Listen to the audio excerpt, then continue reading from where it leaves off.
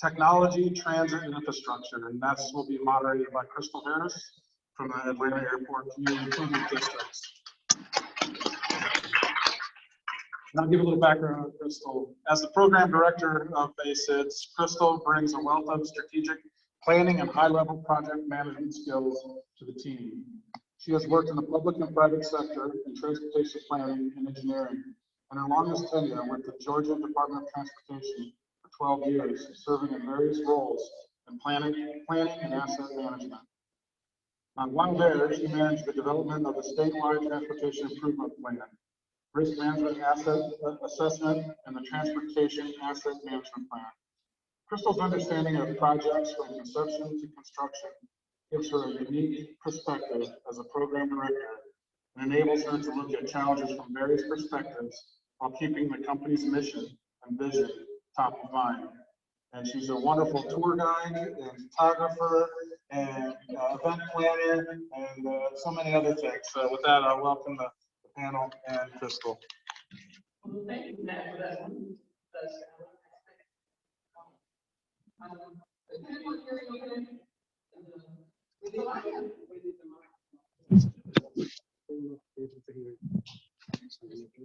Thank you. Okay. All right. Technology is awesome, right? So I have the wonderful task of moderating this amazing dynamic panel right after you all ate lunch. So crowd participation is a must. And I want to ask each of you to do one thing for me. And that is to hold your left hand in the air with your pointer finger, your index finger up, point it at yourselves, and repeat after me. I promise to not fall asleep during this panel discussion. Thank you for the crowd participation. But again, have the wonderful task of moderating this very dynamic panel. We have a very good group of folks that have transportation and transit and technology background, and just want everyone to just, be open to understanding that we should all be able to answer the questions that I'm going to ask this panel. And the reason why is because when we're talking about this technology, we need to know how to tell this story to our decision makers, to those who have access to the funds, as well as to our public.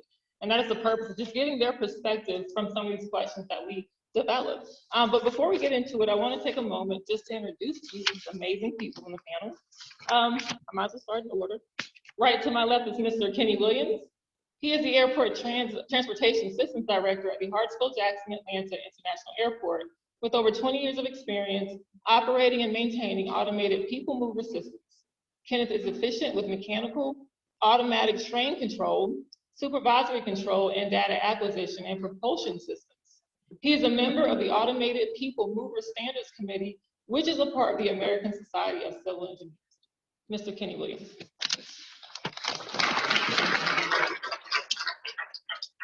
Immediately to his left is Ms. Jennifer Foote. She is the Senior Vice President, Business Development at Autonomous Mobility Solutions provider, Thief Incorporated. She has more than 20 years of experience in global technology-enabled transformation programs and delivering first-of-its-kind technology initiatives for both public and private sector clients, from municipal to federal, and startup and Fortune 500 companies. She has been instrumental in achieving many firsts in the autonomous vehicle industry, including leading the first AV deployment in mixed traffic in Central Florida, delivering the first urban AV deployment in the state, winning and securing the first contract to deploy autonomous shuttles with the National Park Service, and managing the largest and longest running fleet of autonomous vehicles within a mobility transit network in the country. Jennifer has an undergraduate degree in business administration and a master's in industrial and organizational psychology. Ms. Jennifer Foote. And immediately to her left is Ms. Aileen Daney. She is the planning director with the Atlanta Region Transit Link Authority.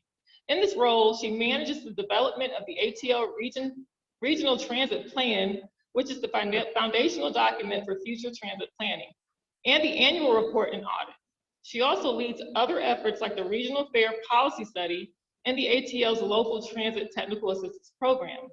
Her background is in active transportation planning and performance-based planning. She is motivated by a deep commitment to advance transit, walking, and bicycling as safe, equitable, and accessible means of transportation. Aileen holds a master's of city and regional planning degree from Rutgers University and an undergraduate degree from the University of Pittsburgh. Ms. Aileen Daney. And last but not least, Mr. Fred Payne. He is a board member for Carolinas Alliance for Innovation, which is a public-private consortium promoting innovation, economic development, in transport and infrastructure. From 2006 until 2018, Fred served as a Greenville County councilman in South Carolina and was recognized as a county leader for the 21st century mobility solution.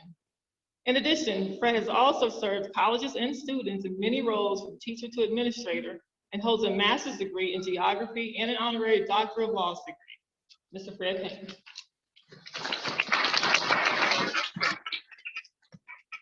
Okay, so before I get into the questions for the panel, I want to ask each of you a question.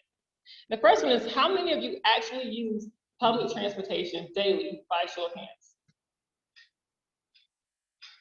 Okay, 4 or 5, and I want you to look around the room. There's way more than 4 or 5 of us in here. Second question, if given the opportunity and transit was more accessible, how many of you would use public transportation regularly? Pretty much all of us. And that is why this discussion is very important. So my first question to the panel, and this is for each of you to answer, why is this conference, the topic that we're discussing right now, so very important? Even in the midst of a pandemic, even in the midst of the uncertainties of the future, why is it so very important right now?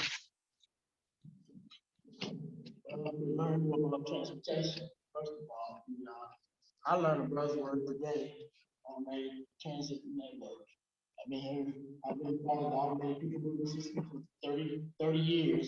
The first time I heard automated transit network, I heard of PRT, so this comes to me and I learned.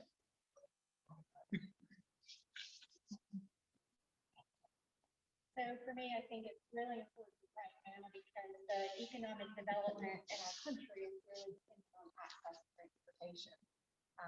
Equity is super important in getting people from place to place, particularly following the pandemic, making sure people can get back to work and that we can keep growing and innovating as a country.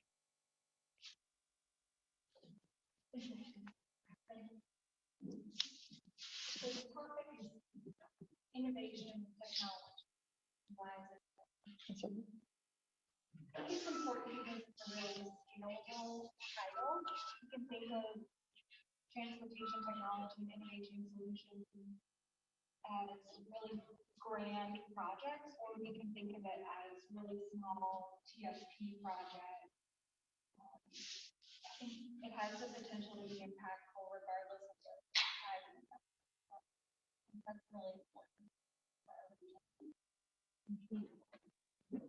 One of our statements is really said that the success of the idea probably took 2 years, right?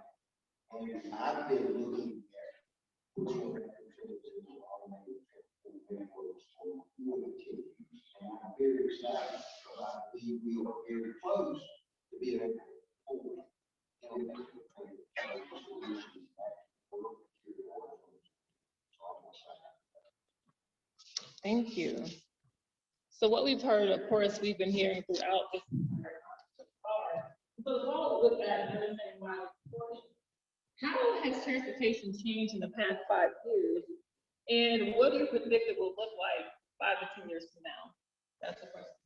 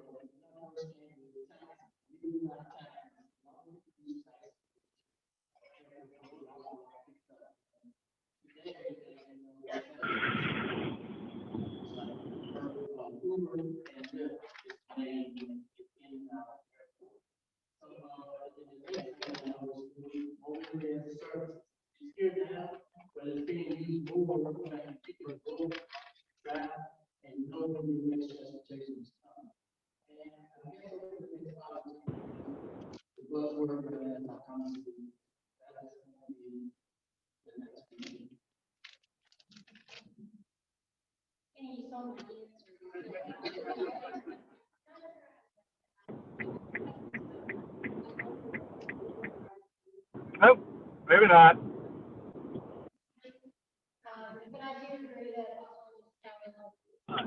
Try it again here.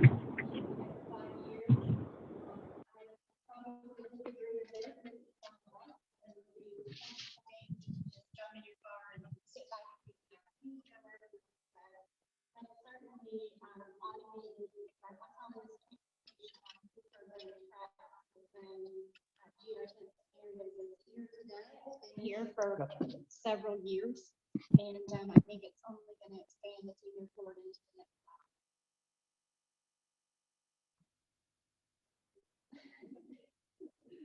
So for me, I'm thinking back in the past 5 years, I totally agree with you. There's platforms that are providing healing services or complete trip planning or other services.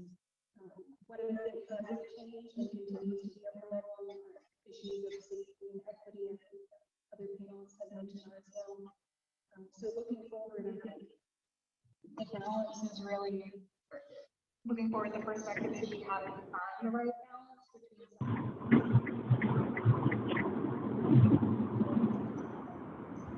basic needs that have and continue to pervade the transportation system, getting people to be able to walk safely, bike safely, even if they want to use something that's advanced, the Podcar or other examples. I'm obviously not the tech person at the HJAIA. I'm filling in. I'm the planner, but I think that brings a unique perspective in that I'm really also excited by these sort of flashier things, but I'm also a realist and want people to be able to. Living my attention, they're not doing a good job of that need is not going away. So my experience of what was a problem 5 or 10 years ago in transportation was actually expressed by a gentleman who was here with me yesterday from the Greenville area. And what he said, he's a transit manager in Electric City, Andreasson, South Carolina. And what he said is the problem with transit all along has been the transit doesn't pick up people where they live, doesn't take them where they need to go, and the timing is so long in between, and it just doesn't meet their needs. And so if there's any other alternative, they try that before they try transit. That's a history. So the future was demonstrated last week in Greenville in the Revo GT when they showed we're ready to use this vehicle to pick you up at a location and take you where you need to go within a certain designated area. That's a good solution. But the other thing is what Gerald's working on, which is much larger in scale to carry, is it 30 miles or 40 miles total? And that's going to happen, I believe, in the next 5 years. And that is phenomenal. And that's going to serve millions of people. Thank you. Thank you. And Fred, I actually want to come right back to you because it's something that you shared yesterday. For those of you who didn't know, we had a workshop, a planning workshop just before the conference started. And Fred, you shared a story with me in regards to transit access within some of the communities that you serve. Would you please share what you felt was the biggest challenge in addressing the transportation infrastructure as it pertains to the transit access and availability? Say that again. As the greatest challenge. The biggest challenge that you face or that you've seen in your communities as it pertains to the transportation infrastructure and the transit access? I think there are 4 factors that are challenges. Number 1 is the technology has to be there. And we got a grant in 2016 to deploy automated vehicles in Greenville. And the way the grant was written, it said it was a non-research grant. So the vehicles we used to provide automated transportation, picking up people where they were and where they wanted to go, was not available. You couldn't go down to the local automotive dealer and buy the technology. We actually turned $4 million back to Federal Highway because we couldn't deliver on it. The county said, we know you're a county councilman, you want to keep that money, but we can't deliver. The technology is important. We've come a long way in technology. The other challenges are legislative and regulatory, and we have to overcome them. We are working on that. California is probably the worst. Those folks are learning to deal with it out there, the people that spoke this morning from Glideway. Number 3 is human behavior. People like to do what they're doing. They complain about it, but they hate to change. We've got to show that transportation is worthy of the change. Make the difference, and it's going to make a difference in the quality of your life. That's very important. And fourthly, funding is always a problem. You got to find a way to provide the money to make it happen. For people who can't afford it, they need to be supplemented. For people that can afford to pay, they need to be able to pay. Thank you. Great, thank you. The next question is going to go to both Aileen and to Kenneth, just because of the capacities that you work in regards to planning. And that is, what are some critical changes that we must make to face the future effectively from a planning perspective? Well, transit agency need to plan. They gotta really be thinking outside the box. He mentioned funding. I know funding is a big part, especially with public transportation. As you know, they subsidize about 80%, 20% that they got to do, and then some of them 10% for the state.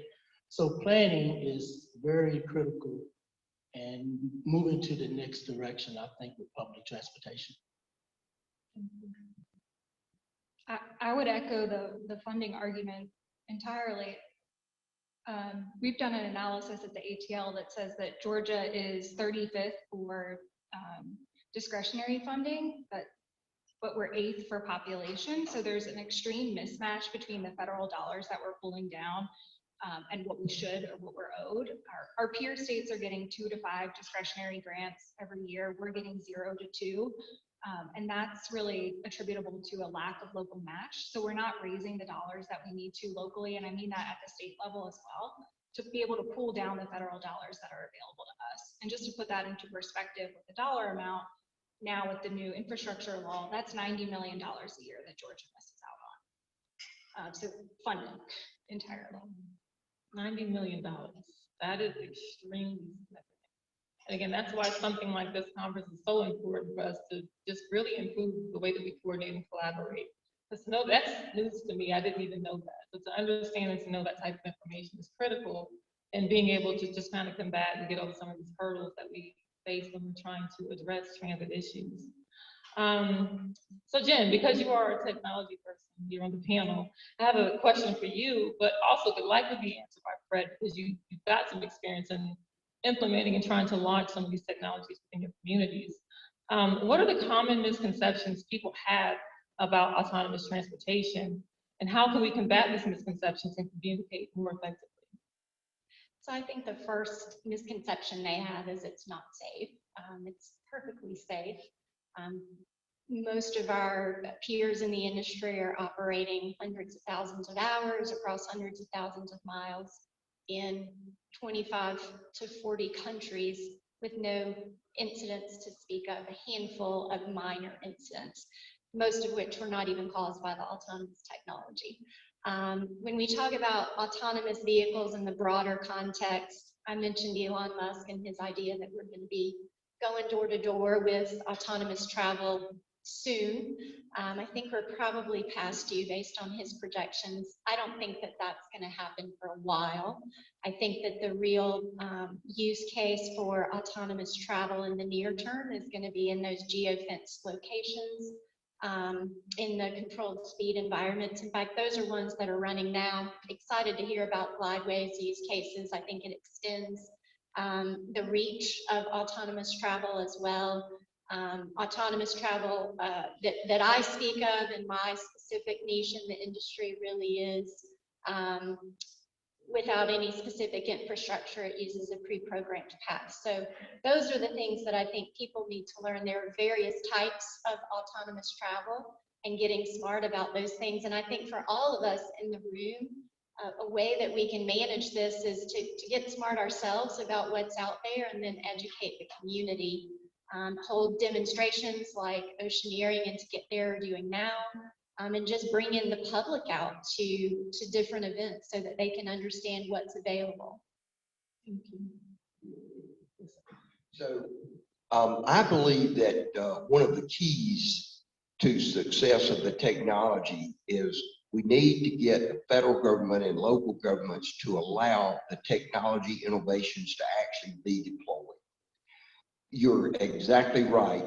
The level of accidents is very, very low for in an autonomous situation, because you're removing the human error, which amounts for 94% of all accidents. But here's the problem. In South Carolina, relatively small state, last couple of years, we've had over 1,000 deaths a year on public roads. people driving cars, crashing into each other and killing each other themselves. 1,000 deaths. Nobody gets concerned about it. One death happened in Arizona in 2017, and everybody threw up their hands and said, wait a minute, we've gone too far, too fast in allowing technology on public roads. We can't allow riders in these automated vehicles. We can't charge for them. We're prohibiting everything. And so you restrict the ridership, and you can't learn. So we've got to find a way to allow that to happen. And I'm counting on Gerald to get the things done down here, and we can say we're gonna duplicate what Gerald did in Atlanta in Greenville. So. Thank you. Education, Jennifer, you said something that definitely wanted me to kind of lean into this. We hear about education, but then we also run into the issues with our federal partners, some of our state partners, that it's the data. It's the data that tells us we need this technology. How, and this is something that any of you can answer, how important is data to your organization as it pertains to really pushing this technology out and making it something that we can see more than just as a pilot, but something that we're actually using every day? I'll take the first stab at that, because we're actually running operational deployments now in the state of Florida, the state of Arizona. We actually did a pilot. It was considered a pilot in the National Park Service, Yellowstone and Wyoming over the summer, and we ran as long as we could until the weather preempted us from doing so. So for us, there have been so many research projects already, so many pilots. The data isn't as important in terms of learning where and how we can run. It's more important in taking feedback to the developers of these technologies now on how to improve it. We've seen ridership in that Yellowstone deployment, almost 15,000 passengers in 90 days. So we know that the ridership supports it, and the technology now just needs to come along, as Fred said. But I think for us, the operational data, reliability, resiliency of the technology and ridership is most important for us, not necessarily the telematics of the vehicle at this point, because we have enough operational experience to know what that is. That's a great answer. I don't know that anyone can follow up behind that. To each of you, in your organization, your capacity, what is the desire for your industry or your organization as it pertains to the emerging technology and merging it in with your daily practices? Well, with our 110 million passengers before COVID-19, we're in the process of replacing the plane train vehicles. We are we also extended the tunnel on the baggage claims west terminal extension. With that, we will also be able to improve our capacity, reduce our headway, and be more efficient in the airport. Again, we got 110 million passengers that we're trying to get from point A to B. Also, in the future, we will also upgrade the automated train control system. Right now, we're a fixed block system, and eventually we'll go to a carrier-based system, which is more moving block system. So we're doing a lot of infrastructure with the planes, and we're also replacing our switches. So there's a lot going on in the tunnel at night in the busiest airport in the world. So that's some of the opportunities that we're doing with technology at the airport.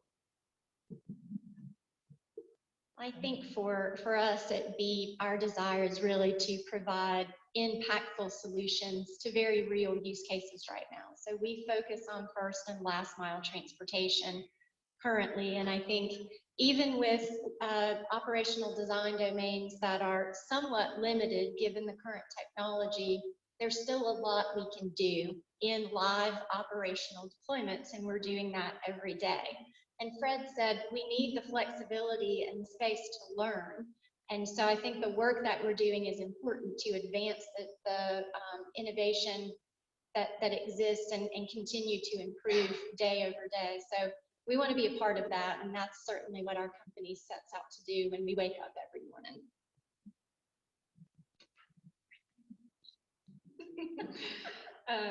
So the ATL is 3 years old. We were formed in 2018, and we're still in our infancy in a lot of ways at 3 years old. And I think that accomplishing a lot of these technology feats is on our radar, but we're also trying to pin down the fundamentals of being a planning organization for the region, and also the provider of express commuter bus service. I don't know if y'all are familiar, but ATL is also the operator of transit as well as the planning organization. So for us, we're reaching, I think, that sweet spot of merging this planning world with the operator world and having the capacity to take on additional technology projects. That said, we're only now launching electric vehicles in the commuter bus system. It's a huge step. It's incredible, and we won federal dollars for 10 electric buses in the fleet. But I think there's a lot of opportunity, and I think it's more on our horizon than it is in our future 4-year plan. So what Greenville did when we had to turn that $4 million back into federal highway is we realized we had to take what was available, what could we do right now. So we actually wrote a grant, a Mobility for All grant that was funded. And what we're going to use there is demand response vehicles, like 7-passenger Pacificas that can carry people, pick them up where they live, take them where they need to go, and and we're going to try to group them and this kind of thing. Now, COVID threw a hand grenade into that and threw that off track, but we're continuing to try to move forward in that. We also got a grant from FTA. Both of these are FTA grants to study transit-oriented development in a corridor, potentially high-capacity transit corridor that we call Lawrence Road. Lawrence Road has a Swamp Rabbit Trail, which is a bicycle walking path that's almost infamous, an iconic kind of an ideal there. But it also is a road that was probably in existence in Revolutionary War days, Lawrence Road. But today it's 6, 7, 8 lanes wide. So it's really like a river. People can't just easily cross it. So we've got to find a way, and Kimley Horn is helping us lead that study right now, and the results will be done in the next couple of weeks, a couple of months.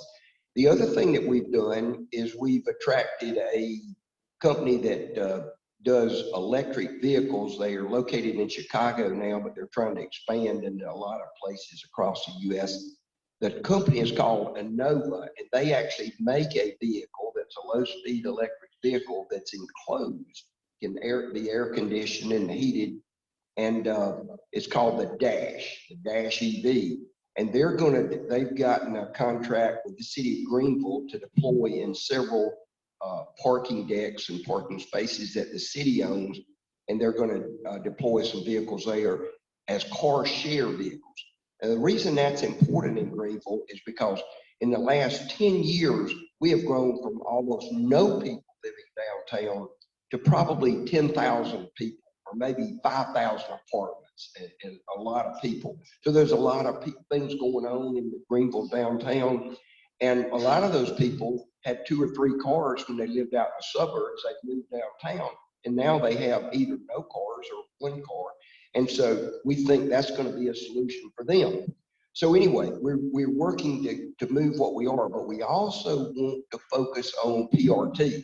So the Revo group transit is a possibility out of the airport. What they do is dependent on how they can work with the folks at the airport.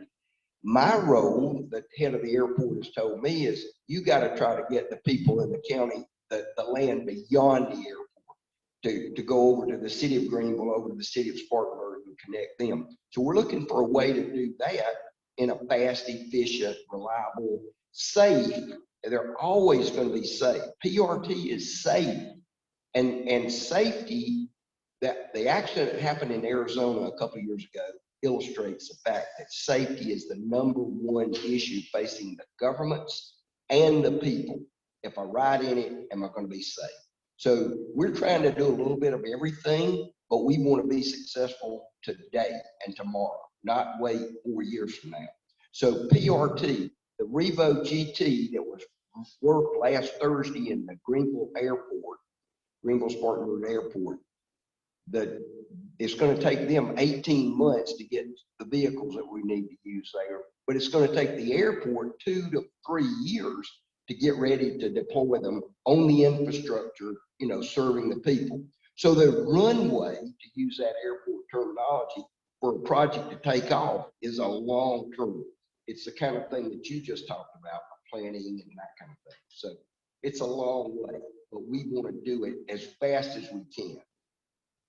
Great answer. Safety, I keep hearing that pretty much from everyone. And back to a question we were speaking about in regards to the data, Jen, and how the data is important, but demonstration is just as important. When speaking to someone in the public or speaking to a decision maker about safety, how do you explain or how do you share or demonstrate that an autonomous vehicle is safe, if not safer than just the regular driving public? I just walk out in front of it and then it stops and everybody knows. I'm kidding, not kidding. So, you know, we do a couple of things, right? Having a chief safety officer in the organization is always a good thing. They're able to speak to the different types of tests that happen with the technology, the way that the technology is developed first, how it's tested at the factory, what we do when the vehicles come to us, what we do then at each and every deployment, engaging with the first responders in each deployment that we work with. So it's a multi-layered safety communication plan, if you will, starting at vehicle concept and design through manufacture, through factory testing, deployment testing, and then even educating the public and our first responders on how it works and how to engage with it if they need to. Awesome response. May I comment? Yes. So I want to say something about the Revo GT pilot that they did demo that they did last Thursday. They have redundant systems for everything, okay? Now, they don't really talk about it, but they use a technology that's 30 or 40 years old, the frog technology, free range on grid. And if you noticed in the demonstration out here, they have the magnets in the ground. You can see them popped up there. The thing is, that is old technology, but it's still very, very reliable. And then now they have the most newest technology when it comes to LiDAR and radar and that kind of thing. So they use both redundant systems, so safety there. But the other thing is the vehicles are programmed to operate within certain parameters. And if the vehicle exceeds that parameter for whatever reason or something happens, the vehicle stops, because if it's not moving, it's not going to hurt anybody. So I'm going to tell this, that they didn't tell me, but I heard from a rider last week. I wasn't on the vehicle, but actually in a pre-demo ride, it exceeded a 25-mile limit that they had set for themselves, that the airport set, and they set it. So when it exceeded that speed going down the runway, you know what the vehicle did? It stopped, and they had to bring somebody in to figure out what happened. Was it a major problem? No, it just exceeded the parameter. You fix the parameter and it's ready to perform again. Safety is number one. Awesome, thank you so much. We know that, again, when it comes down to just our traveling public, safety in an autonomous vehicle, it seems weird. We all trust it, we believe it because we're all in the field, we know the technology, we know it works. But making sure that you communicate that to the public and just making them comfortable with believing that this is safe is going to be very important, because when it comes down to funding, don't forget that your voters are a part of being able to provide that funding as well. One question I'm curious about, and this is Krystal. This wasn't a question that you all had a chance to see. So this may be a little bit challenging. I'm going to say this, and I just want to hear your reaction to it. If you build the infrastructure, the technology will come. If you prove the technology, the infrastructure will follow. And I want you to respond based on the field.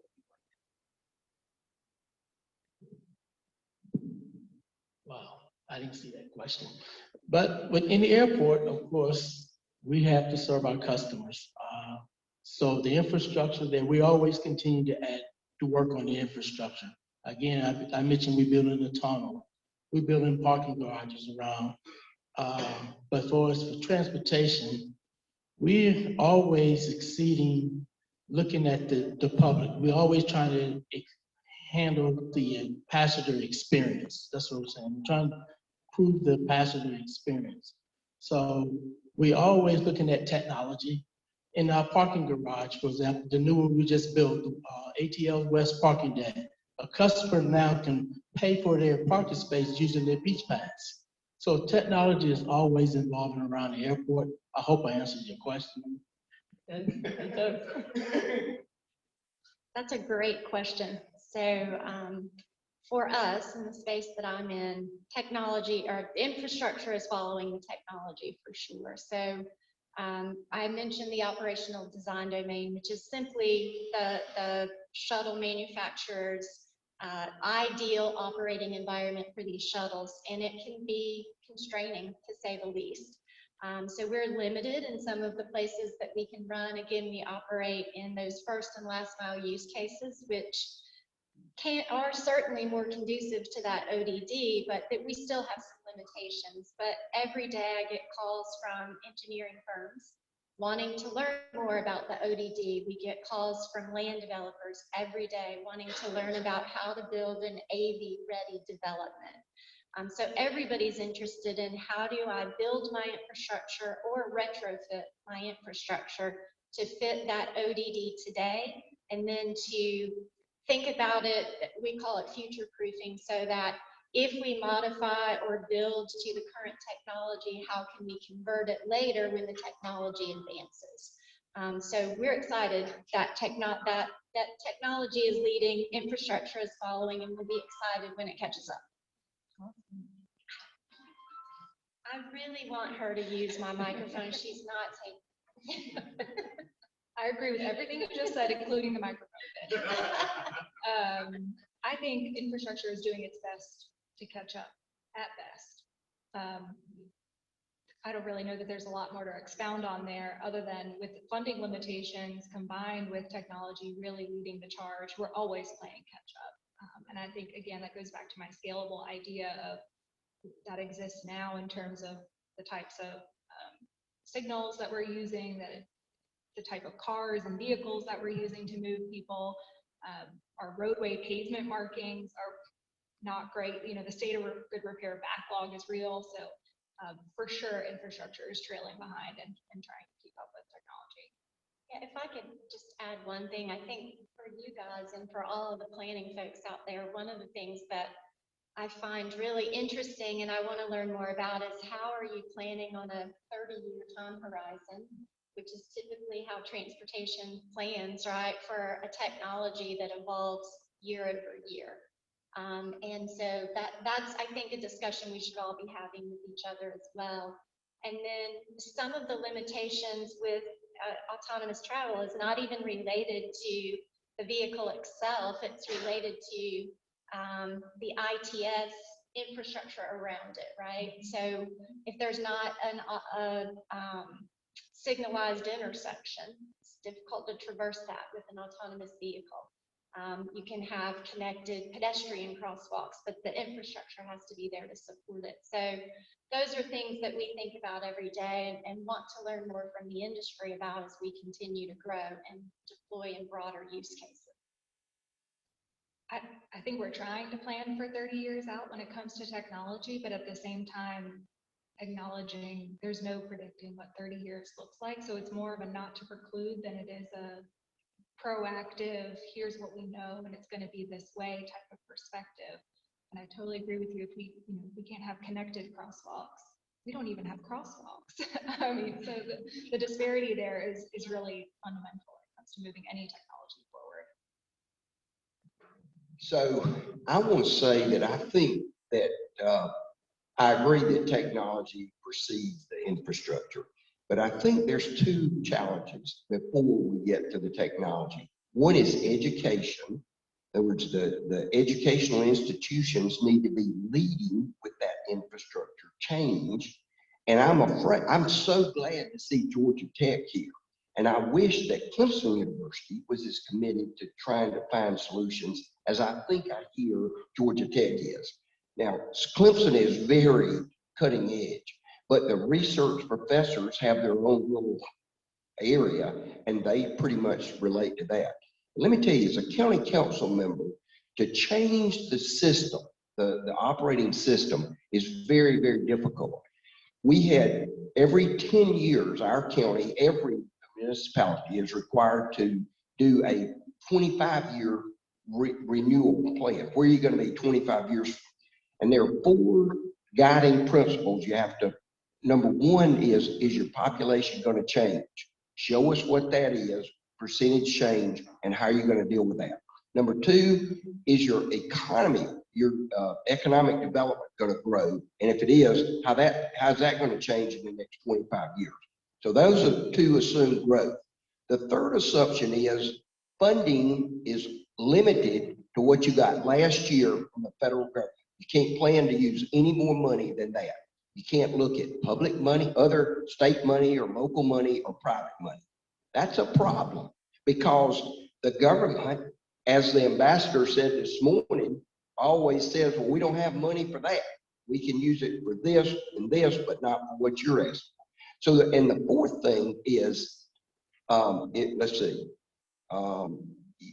assume that, what's the fourth thing?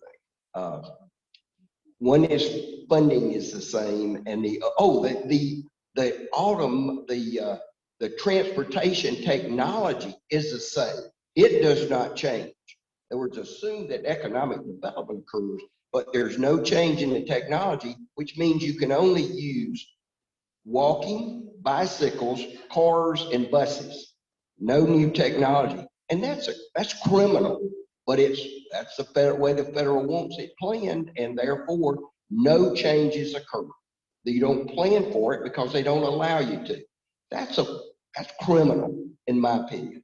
I mean, we just need to get the federal government to change that. And I probably am going to be excommunicated from somebody for saying that, but I'm just saying that's the reality we need to change. And I tell you, I wish Ambassador Young was going back now to make some changes because I love his solutions. Absolutely. And Fred, you said exactly how I wanted to wrap that question up. And the reason why I asked that, because of course you all heard the saying that if you fail to plan, you plan to fail. And although, yes, showing that the technology works through pilots is key, but also planning ahead is also key, as Fred pointed out. Depending upon the capacity that you work in, there's nothing wrong with working with your local state governments, your local and state governments to plan to have room for this technology on infrastructure. Just keep in mind, when they build some bridges, they build it sometimes with capacity expansion in mind. They build the bridge wider than what it needs to be because they're looking at numbers ahead. They're planning ahead for the expansion and not have to go in, tear a whole bridge up because that lane is already accounted for. So keep that in mind as you're working together. Again, coordination and collaboration is key because yes, infrastructure needs to be in place.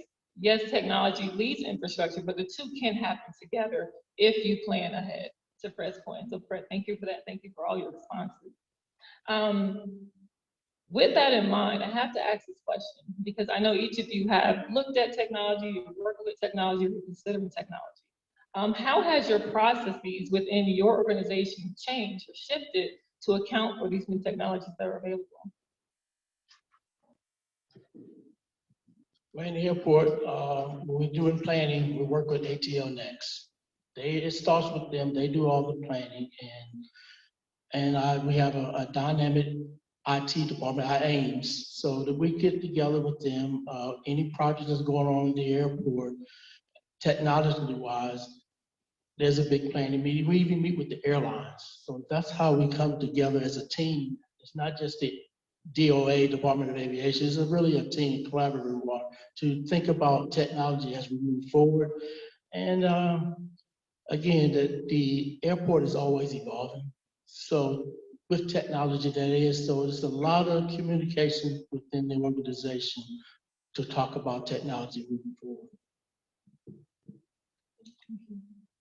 Well, our company exists because of the new technology. So our company was founded a couple of years ago because we saw the advent of autonomous transportation on the scene, particularly for public transportation agencies, for large plan developments. But we recognize that there's more to it than just making the vehicle run on the road. There's a whole operational aspect of things. And so we've created the operational arm for autonomous travel, supporting public agencies, supporting private development. So I'm here because of technology. So excited about that. For us, I think new technology means thinking about the customer experience rather than sort of the specs of the vehicle or anything that's more, I'll say, technical. So we've tried to put that into practice in thinking about what does a seamless trip look like for the average user? Can they use what we're calling ATL Rides, the web-based app that we're about to launch, so that they can access micro-mobility platforms, the Lyfts and Ubers of the world, and truly go the door-to-door experience. I think another part of that we're working on is the regional fare policy. So that's having one card so that you can transfer or move between a MARTA system, a COB Link system, a Gwinnett County system, anywhere in the 13 county region. So we're taking it, I guess, outside of sort of the mechanics of what a new technology project is, and really trying to add value to the region as a new organization to say this is what the ATL can do.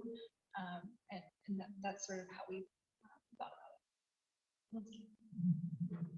So I think they've done a good job of sort of answering your questions. I want to sort of answer it indirectly.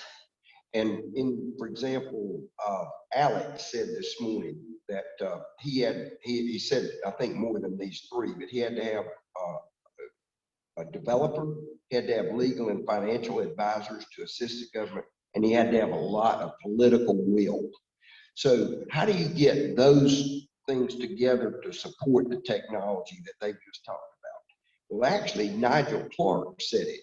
He said what he sees his system providing is reducing congestion, improving the environment, freeing space and land for other activities, improving land values, providing certainty of journey times, predictability, not speed, transform last-minute deliveries, and improve recycling and waste disposal from retail sites. Those are great sales points, and that's what we have to do to help people make the decisions. Not to look at the technology, but the benefits of using that technology. Thank you. There you go, Fred. That's awesome. I was gonna say something behind what Aileen said, but you stole my thunder with being able to prove the benefits, being able to show that the technology is beneficial. It's great if it works, but how does it benefit the traveling public? How does it benefit the businesses? How does it benefit economic development? Being able to show that, along with safety, along with, again, being able to plan ahead, all of those are key. So if those are messages that you're not putting in your repertoire as you're talking with people, make sure you're able to discuss the benefits. That is very important as it pertains to transportation and as it pertains to actually securing funding for these new technologies. Being someone that came from the state, benefit cost ratio was probably overused, but there was a reason for it. So definitely wanted to thank you for that, Fred, to point that out. But before we wrap up, because I know we've got one of our panelists has to leave us. I want you all to, with one word, tell me what is your hope that the audience walks away with from this discussion. None of you can use the same word. I've thrown out 2 words consistently, but from your perspective, with one word, what would you like this audience to walk away from this discussion? I'm gonna say planning. You have to plan ahead. Can't use the same word. Benefits of going first. Possible. This is hard. Humanity. Good Samaritan. That's 2 words. It's good neighbor. That's what the ambassador said. And my word would be collaboration. With that, I want to definitely open the floor to any questions for our panelists. They've all shared some really valuable information and want to give you all an opportunity to ask some questions if you have any. So I have a question from Zoom. Here from Ivan. He asked the following: for any name, question, what would be the interest for fixed hardware high capacity clearance system for legal system? Would we want to privately owned and operated system to handle So we're an operator of transit service already, so it's not completely out of the realm of possibilities that we would assume the role of a PRT operations arm. That said, we haven't had that discussion at all internally, but I can take that back to the team. In terms of demand, we're going through our long-range transportation planning process, transit planning process right now that looks out to 2050. And there's a really comprehensive set of analysis that goes into the network analysis or identifying gaps and needs across the region. I would encourage you all to go to our website and look at the state of the system report. But really the key finding there for me is understanding what propensity for transit exists around the region and trying to match that to different service typologies so that we as a region are building consensus around where does transit make sense and what does that transit look like. And that's something that really hasn't been done since some of the original Concept 3 planning work in the Atlanta region, but that was also not followed through with the funding strategy. So I think that's something a little different that the ATL is doing, identifying actual funding scenarios paired with these projects. So that's a long way of saying if the demand is there, yes, I think we would consider something like that. Thank you. Is there any more questions? I have a question, and that's really around the first and last mile and active transport. And I've always been a big advocate of seeing those 2 together. And so just wanted to hear, I guess, from your perspective of that region, as you're doing those assessments, is that a topic? Absolutely, great question. So I'm hoping that as part of this planning process, we come out of it with not just a compendium of projects, but also policy and programmatic recommendations. One of the first of those programmatic recommendations would be a first and last mile program. And actually this morning I talked about what prioritizing those projects would look like. I think safety would be a huge component, addressing EJ communities, Justice 40 initiative at the federal level. So for me, that those 2 things are mutually beneficial. We know that walking and biking also benefits transit. We know that scooter use benefits transit. So those are modes that we want to uplift. Those are modes that we want to invest in. And it's not, there is a relationship for the ATL to be involved in funding those projects.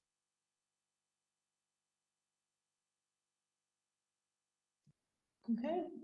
Well, again, thank you so much to my panelists. You all were awesome. You gave some incredible information. I was writing down notes like crazy. I don't know if you know that. Hopefully you all were able to gain a lot from this discussion as well. So thank you so much.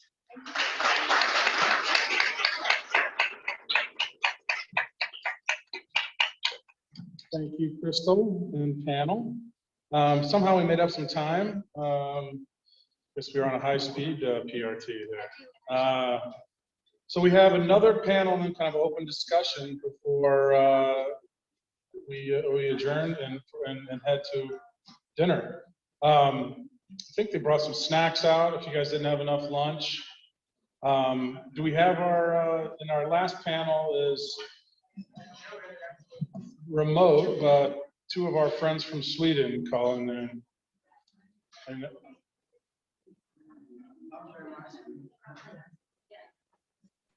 we're working out some details there.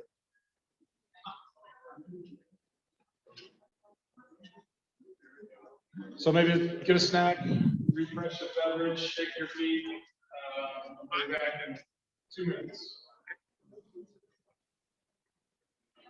Back in 2 minutes. Well.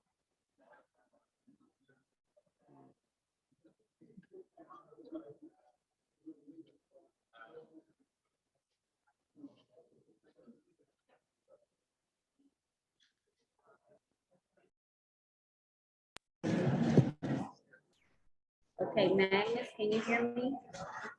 Can you hear me, Magnus? He's not, he's still muted. Unmuted. You can, Magnus, if you can hear me, unmute yourself.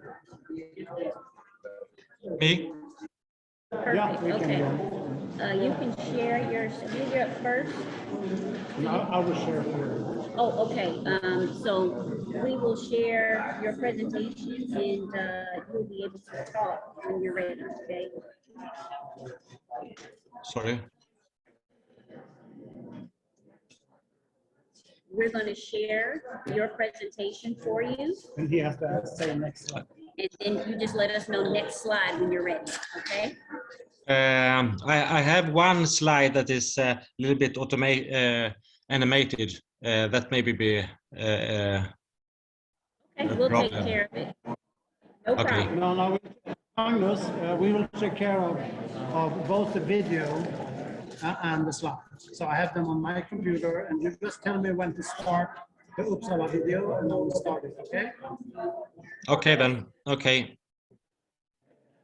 Because that's all you have. You have PDF and you have the Nerds and Square Uppsala video. That's the two things I have. Yes.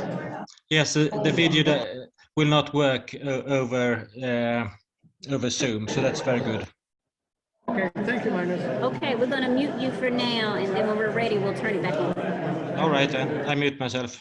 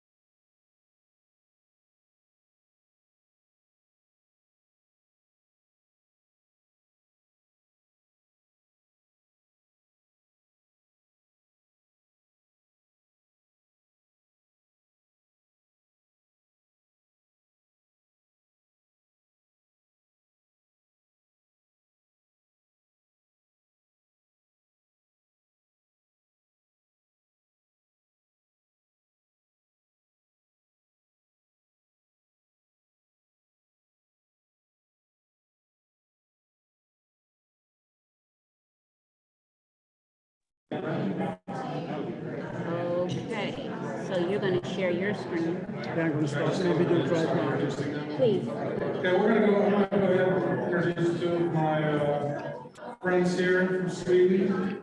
We have a panel here called Scandinavian Studies.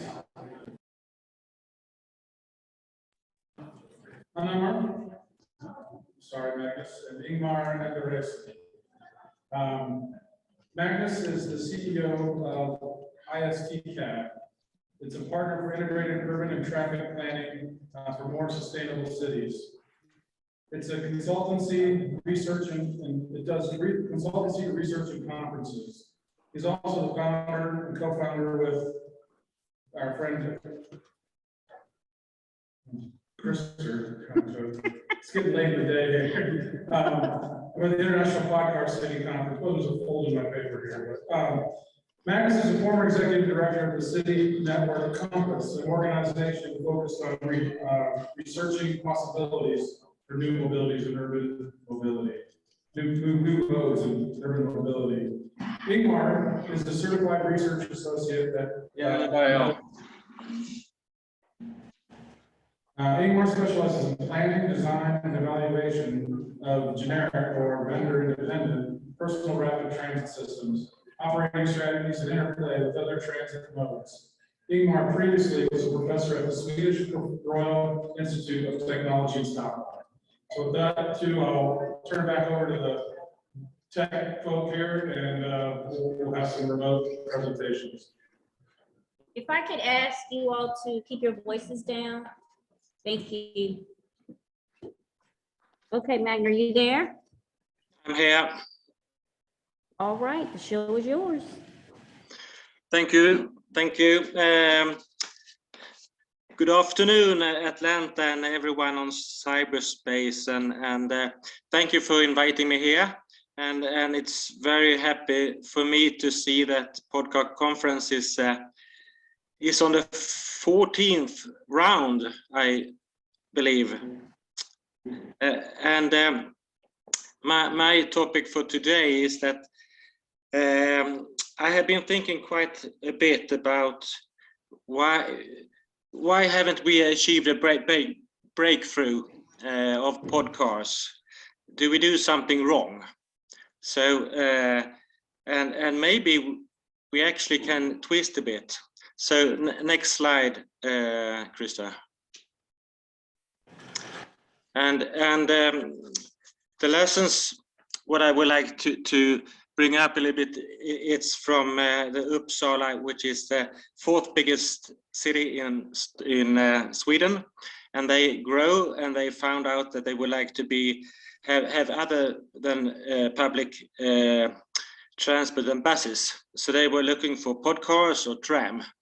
So in the studies, we have to challenge tram everything all the way along, and I think now in perspective, maybe we have something to learn from the way business is done with trams, and to be a little bit of a advocate for podcasts for many years, even that I see some hurdles. And one hurdle is that is vendor specific guideway. It's a risk someone takes, that the vendors will be there for very many years to come, and so on. But this I will go through later on in detail. Next, please. So the Uppsala Podcar case, I have been there for almost 8 years, back and forth, and the idea was to have a city-wide network for podcasts in Uppsala, and it was it's a question where to start, and we come to that, and we did a lot of different studies to cover many questions. And this is a little station I have here. Everything was in the central station of Uppsala is a big commuter place from Stockholm. Uppsala is just situated a couple of maybe an hour and a half north of Stockholm. So it's a very busy commuting train, and so the hub at the station is important to do properly. Next, please. And the idea was to instead of course building a citywide network from start, it was a good idea to search for some pilot area where to test the things that they are working more or less. And the first site we were studying is the top left there. It's quite a boring area. It is close to the central station. It's an old industry area, and it's a shopping area far to the right. And the shopping area is from the Swedish perspective, famous store like IKEA and other. And when we introduced our ideas to the shop owners and the industries, they were very enthusiastic about it. And the ideas of the big parking lots around the shopping, we were mainly busy in the evenings and in the weekends. So ideas was to use the parking facilities during working days to drop off your car and then go by the system into the city center and find other instead of parking places there. And also IKEA was very pleased to have better access by public transport to the store.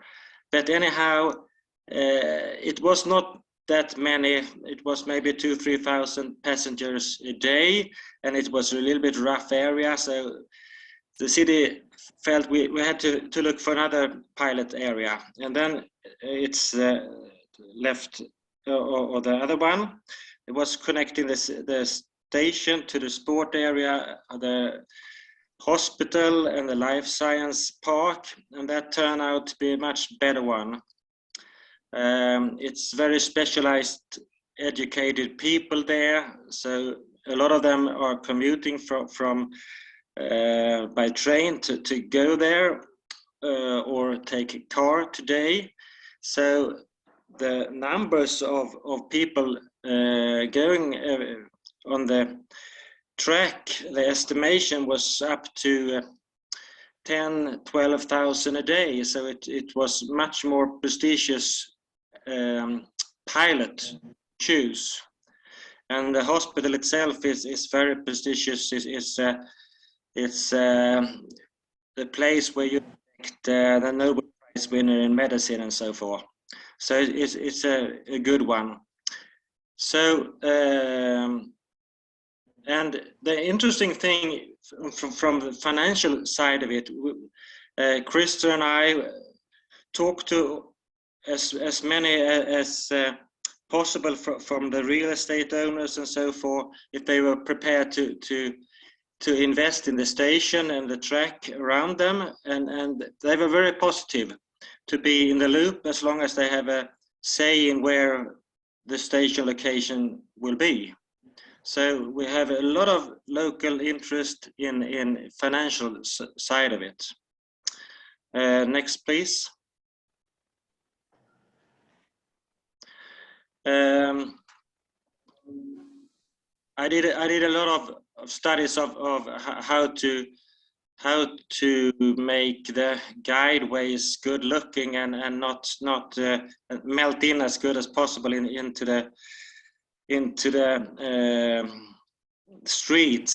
Myself, I'm an architect, so I'm very more interested in the infrastructure maybe than the technology itself.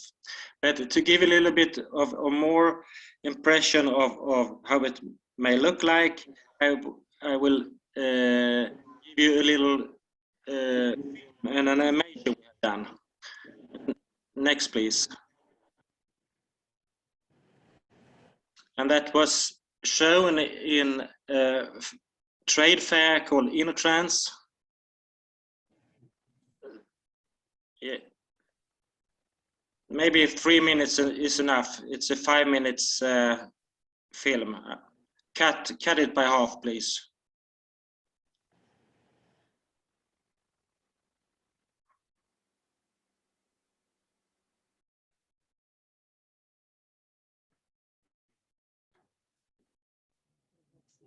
Yes.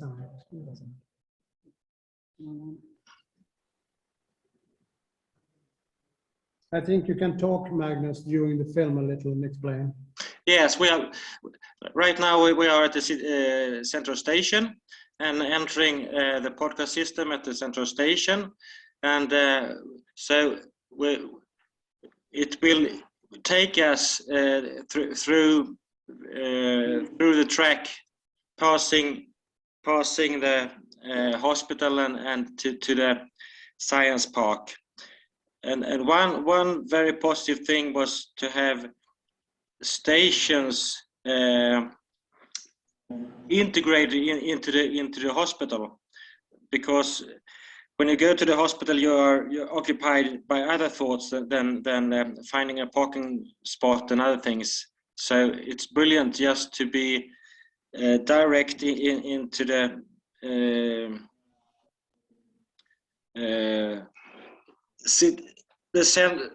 it was to the main entrance and other important entrance to the hospital. No sound. Oh, and it is technical difficult, Magnus. That's why. I could go ahead. Okay, you can go. Well, Okay. you have to unmute it on. Doesn't matter. And it was a good idea to have photovoltaics on top of the guideway, and I think Ron Svensson did some calculation that half of the year it was enough energy out of the photovoltaics to drive the systems.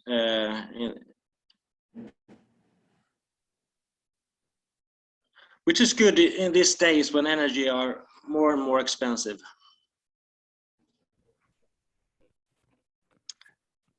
Magnus, we had a group of students from Uppsala University do those calculations, and we demonstrated that indeed, as long as people stayed home in the wintertime, we were good to go.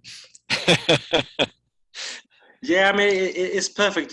The sun is daytime and the traffic is mainly in daytime, so that makes sense. I think you got the idea of how it may look like. We can stop there, please. Okay.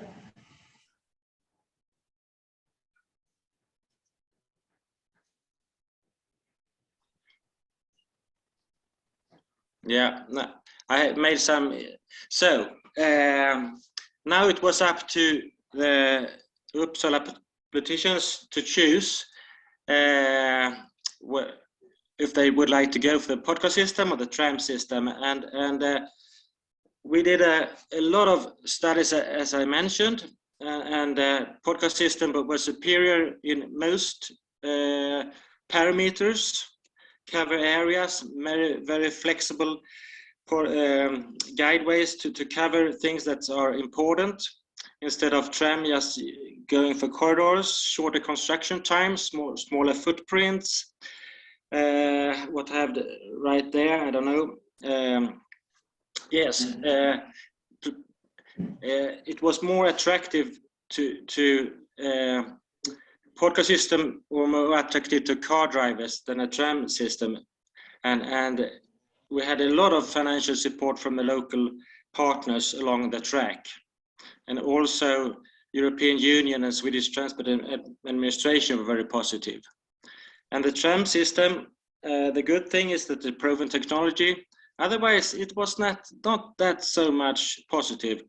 They didn't have that much financial support, and it was maybe 2, 3, 4, 5 times more expensive altogether, both in infrastructure and in operation. But what did they choose? Guess. Tram. That was 5, 6 years ago, and they still haven't done so much more studies and find more expenses. So it's now even more expensive than it was for the tram systems. So the politicians are not that united any longer. That is a good idea, but that's another thing. But what is my learning from this? Next, please. Why not podcasts? Why is it always like this? That podcast is not chosen? Is it the logic of politics or the fear for new ideas? Or do we do something that is not so good in our solutions here, in our proposals here? And the vendor here that were close by and when the city of Uppsala talked to most to, they were developing a podcast system, and they were coming from the APM, automated people movers from the airport, and they like to have a turnkey solution. They have just everything in a package, and that was not at all look like the tram system. Then the tram system was divided into infrastructure and the rolling stock, and so it was hard to compare the two systems. And I think I liked the tram system's way of doing it. I will coming to that closer now. Next, please.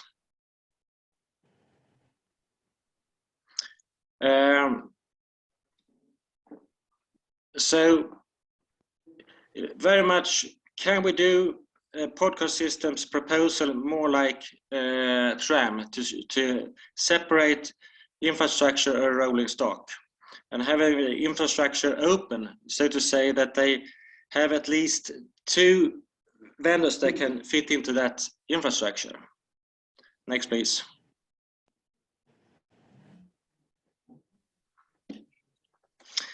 And if I see the infrastructure, it has to be very much integrated into the urban design, of course. And my favorite here is the Hackische Mark in Berlin. That's a good 100 years old. And if you look close, you have the commuter train on the second level on there. And those who have been to Berlin know that the commuter train S-Bahn across in Berlin is built elevated on everywhere, and underneath it's utilized in all different ways. And like here, you have restaurants, and it can be whatever, and that actually pay for the whole infrastructure many times over by rent. So it's a brilliant idea, both in a way of paying for infrastructure and having it very much included into the urban design. Next, please. So, if I change the Podcar ideas of proposals into more the tram lookalike, it will be like this. The infrastructure by itself and the rolling stock by itself. And then suddenly it's much easier to just talk about infrastructure to the people who are actually interested in the where it goes and where it comes and where the stops are and so forth and so forth. So this is much more suitable, I think. And also from the rolling stock, in most calculations, in most applications I have been with, and I have done many studies, it's actually, if you have a estimated air podcast system that people travel on, it's good enough to have to pay the operators by the farebox revenue. So and if you are good enough to build an infrastructure like the Berlin ones, it can be paid by yourself. So that ends up with something possible here.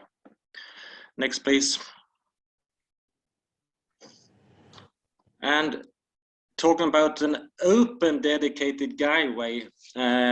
Open means for me in my context here that it's suitable for 2 or more vendors to go in, and just to have a set of rules and some kind of design here, and in the last panel, you talked about infrastructure follows the technology, and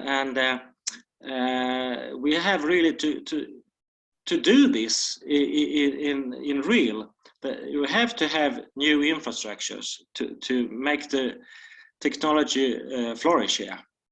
Next, please.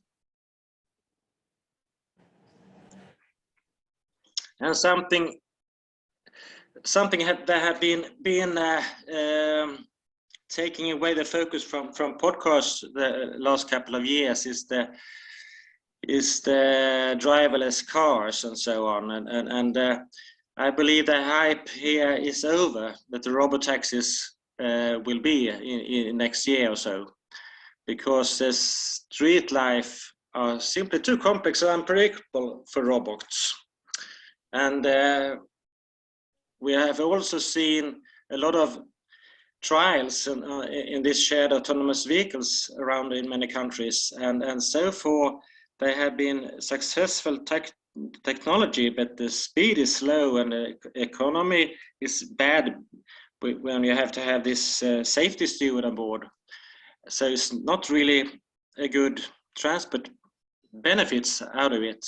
So what can be done to help these shared autonomous vehicles is also the lack of their own guideway, I believe. So to get those in full swing, you have to have a guideway. So both for the pods and for the shared autonomous vehicles, we need guideways, and who can be better suited for designing those than we, the Podcar community, who know very much about dedicated guideways, I believe. Next, please. So I can call them automated way or robo-roads or whatever. That's about it, I think. Okay, thank you, Magnus. Yeah.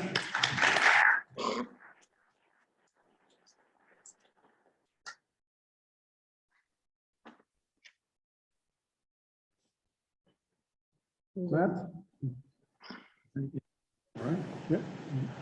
Thank you, Magnus. Now we have Ingmar, and then Krystal.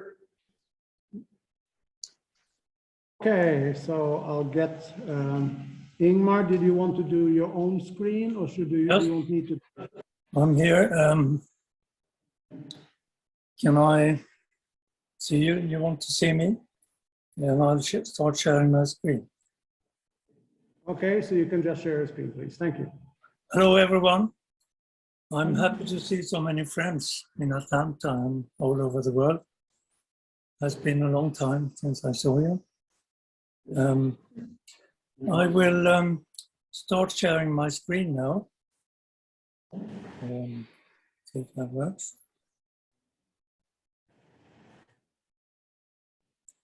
Okay, today I'll talk to you about how to design Podcar Networks. There are many ways of doing that, and I've come up with this more formal procedure. And it's based on a case study that I did in Gothenburg.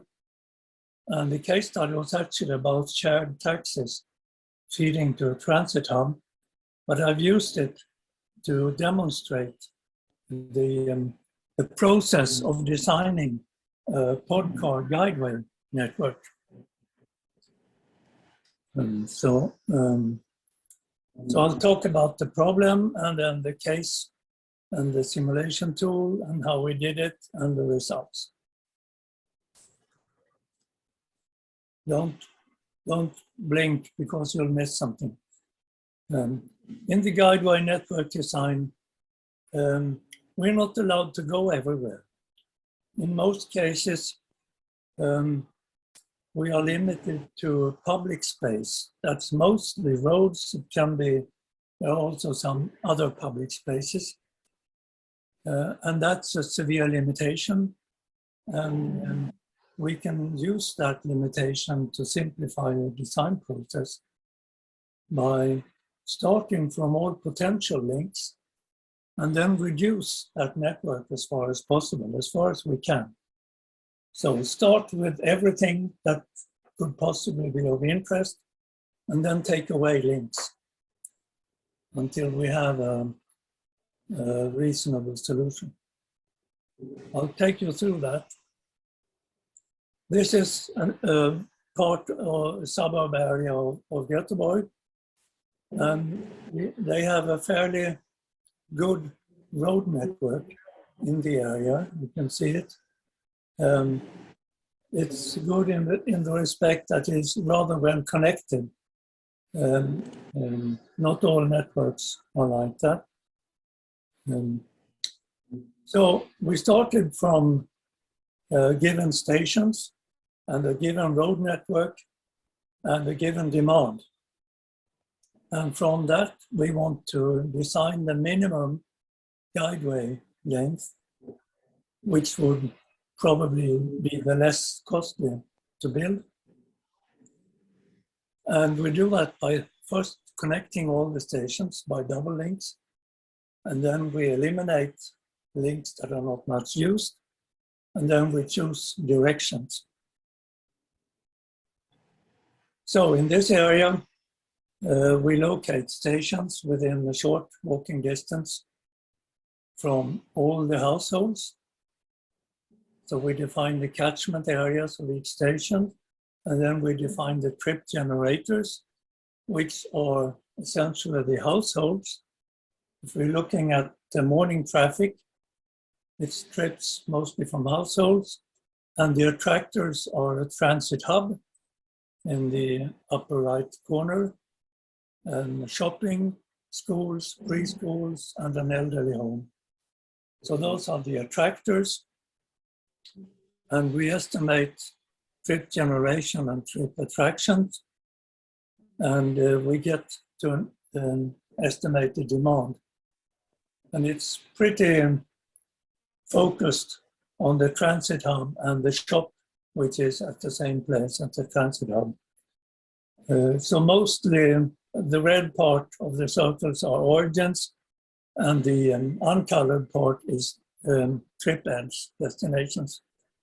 And so there are some schools and preschools and shops apart from the transit hub. And I scaled up the demand to make it more challenging for this demonstration. So I scaled it up to 1,400 trips per hour. So we want to design a network to serve this trip pattern with 1,400 trips in an hour. So now a few words about the tool that I'm using. It's called PRT Sim. It's a generic simulator for ATMs and can handle all brands of ATMs, all kinds of stations, whether they be serial, that means linear, parallel, or sawtooth. Control can be asynchronous or synchronous. We can do coupled vehicles, and we do empty vehicle management. And we can also apply it to shared taxis on roads. They can be manual taxis or autonomous taxis. We've applied this over the last 30 years to about 100 different networks in 12 countries, mostly in cities, but there are also some airports and some mixed-use areas. The largest network was 450 stations and 17,000 vehicles. In the simulation, we apply various ride-sharing strategies, and that's my particular interest. So each vehicle can have multiple destinations, and it can make detours and it can make interim stops, but there are limits to those. And when we pick up passengers, it can be to destinations that we already have, or it can be to new destinations. And the new destinations can be on the route, or they can be beyond the route. And we can do pickups of passengers whenever we stop, or when we pass a station where passengers are going to our destinations or beyond. Or we can even decide to make detours to pick up new passengers. And we rebalance vehicles, fleets to where the demand is and is expected to be.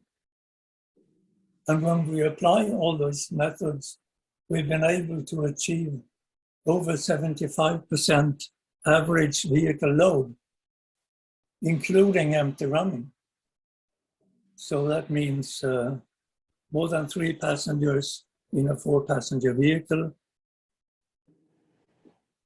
And I think that's as good as you can get.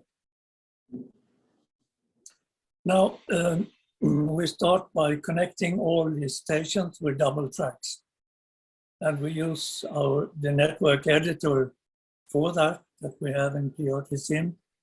So I click new junction, and a junction can be an intersection of 2, 3, or 4 roads. And they can be single direction or double direction. And then we click double links or single links and so on. So that doesn't take many minutes to do that. The junctions, when we have intersections. You see me? Hear me? Okay. Yes, you're good. Someone just didn't mute. Go ahead. Okay, good. So making those intersections with tracks is rather complicated. I mean, the internal tracks, connection tracks in a 4-way intersection, that's 12 intermediate tracks for the various curves. So we have made that automatic in the editor. So I just make it as an intersection and the rest is automatic. Otherwise, I wouldn't have been able to code this kind of network. So here's the network now with the stations marked in blue. So it's 38 stations, 16.5 kilometers double tracks. So that's 33 kilometers single tracks. And we need 95 vehicles seating 4 to serve that with a reasonable level of service. So that's what we start from. And then we simulate that with the demand that we have. So if we have time, we can look at that later. So we have vehicles with the green ones are empty and the red ones are full. And we have them moving around. The result of the simulation is vehicle flows. The blue part here is the flow of loaded vehicles, and the light blue part is empty vehicle flow. So we see a lot of empty vehicle flow out of the transit hub and loaded vehicles coming into the hub. And the red circles are trip ends. Again, so we have 33 kilometers. And the average wait here is 2.6 minutes. And the average ride is 3.2 minutes. So that's the starting point. Then we start to take away some links that they're not much used. We just take them off. And then we move some stations to avoid dead end tracks. So we get a reduced double network. We get down to 25 track kilometers. The waiting is now a little longer, but not much, from 2.6 to 3.3 minutes. And the rides are a little longer, but not much. It was worth it because it was a big saving. Next, we need to select the directions. It's not necessary to have double directions on all tracks. That's a lot of unnecessary tracks. So we do this as meshed loops. Once we have decided the direction of one, the rest will follow more or less automatically, since they overlap between the loops. So we did that, and we ended up with this network with mostly single tracks. And I will see if I can show that.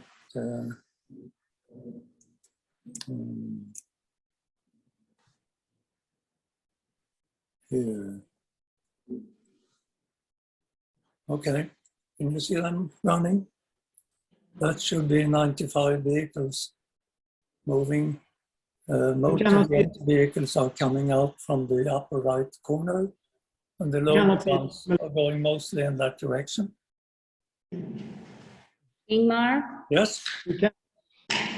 We're still looking at your PowerPoint screen. Yes.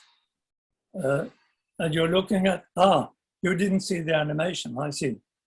I wasn't able to share that. Okay. I'll see if that works.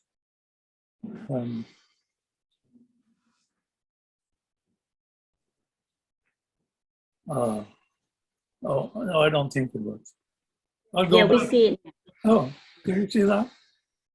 Yes, sir. Okay. So that's an animation of that's 15 times real speed.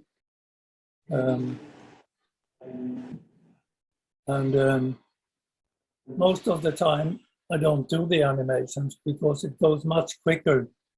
I mean, this whole simulation of 1 hour takes about a few seconds if I don't do the animation. But it's also a good way to check if everything works as expected. Because if there's some bug in the simulation program, it will look very funny on the animation. So I'll try to now go back to the PowerPoint screen. New share. I think this is the one. Yeah, okay. So the final network now has only 15 kilometers of tracks. The wait is 3 minutes and the ride is 4.1 minutes. So that's what you have to pay for saving tracks, a little longer rides. To take away tracks, you may have to make some detours, but not much. And it was worth it. So what we do now, we adjust the fleet to the same level of service. If we go up from 95 vehicles to 103, we offer the same level of service as we had in the initial network with 95 vehicles. They are equivalent because waiting time is twice as valuable as riding times. So we saved 55% of the guideway. We have the same service level. We added 8% more vehicles, and we run 2% more mileage with these vehicles with the new network. And I think that was well worth it. And if I use some reasonable numbers for the investment cost of guideways and vehicles, I'd say that we saved 50% of the investment, and we add 2% to the cost of operation by doing this reduction. So my conclusion is that single tracks are in most cases more cost effective than double tracks. And you can cover more area with the same length of guideways, or you can serve the same area with less tracks. So all the tracks that I have designed over 30 years have been mostly single direction meshed loops with some double directions where needed. So that's my conclusion. And this is one way of designing a network. If you have a good editor and a good simulator, you can do it in this systematic way. Otherwise, you have to do it by experience, and that's good too. Thank you for your attention. I'm open for questions. I'll stop sharing. I can see you now. Yeah. Thank you, Ingmar. We have one more Scandinavian study by Lindstrom. Yeah, because you have to be there. No, you actually have to come here because I have a movie. I got you. So share your screen now. Yeah.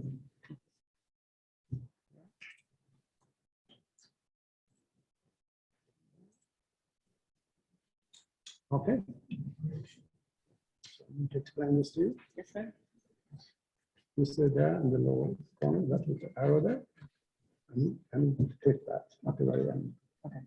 And that is just, 8 by 8. You want to click it? Full screen, and then press escape, click that little thing. Okay. Okay. So am I on this mic now? Nope. No, you're. Do a test and through the mic before you turn your phone on. Do a test and see if they can hear you on the mic.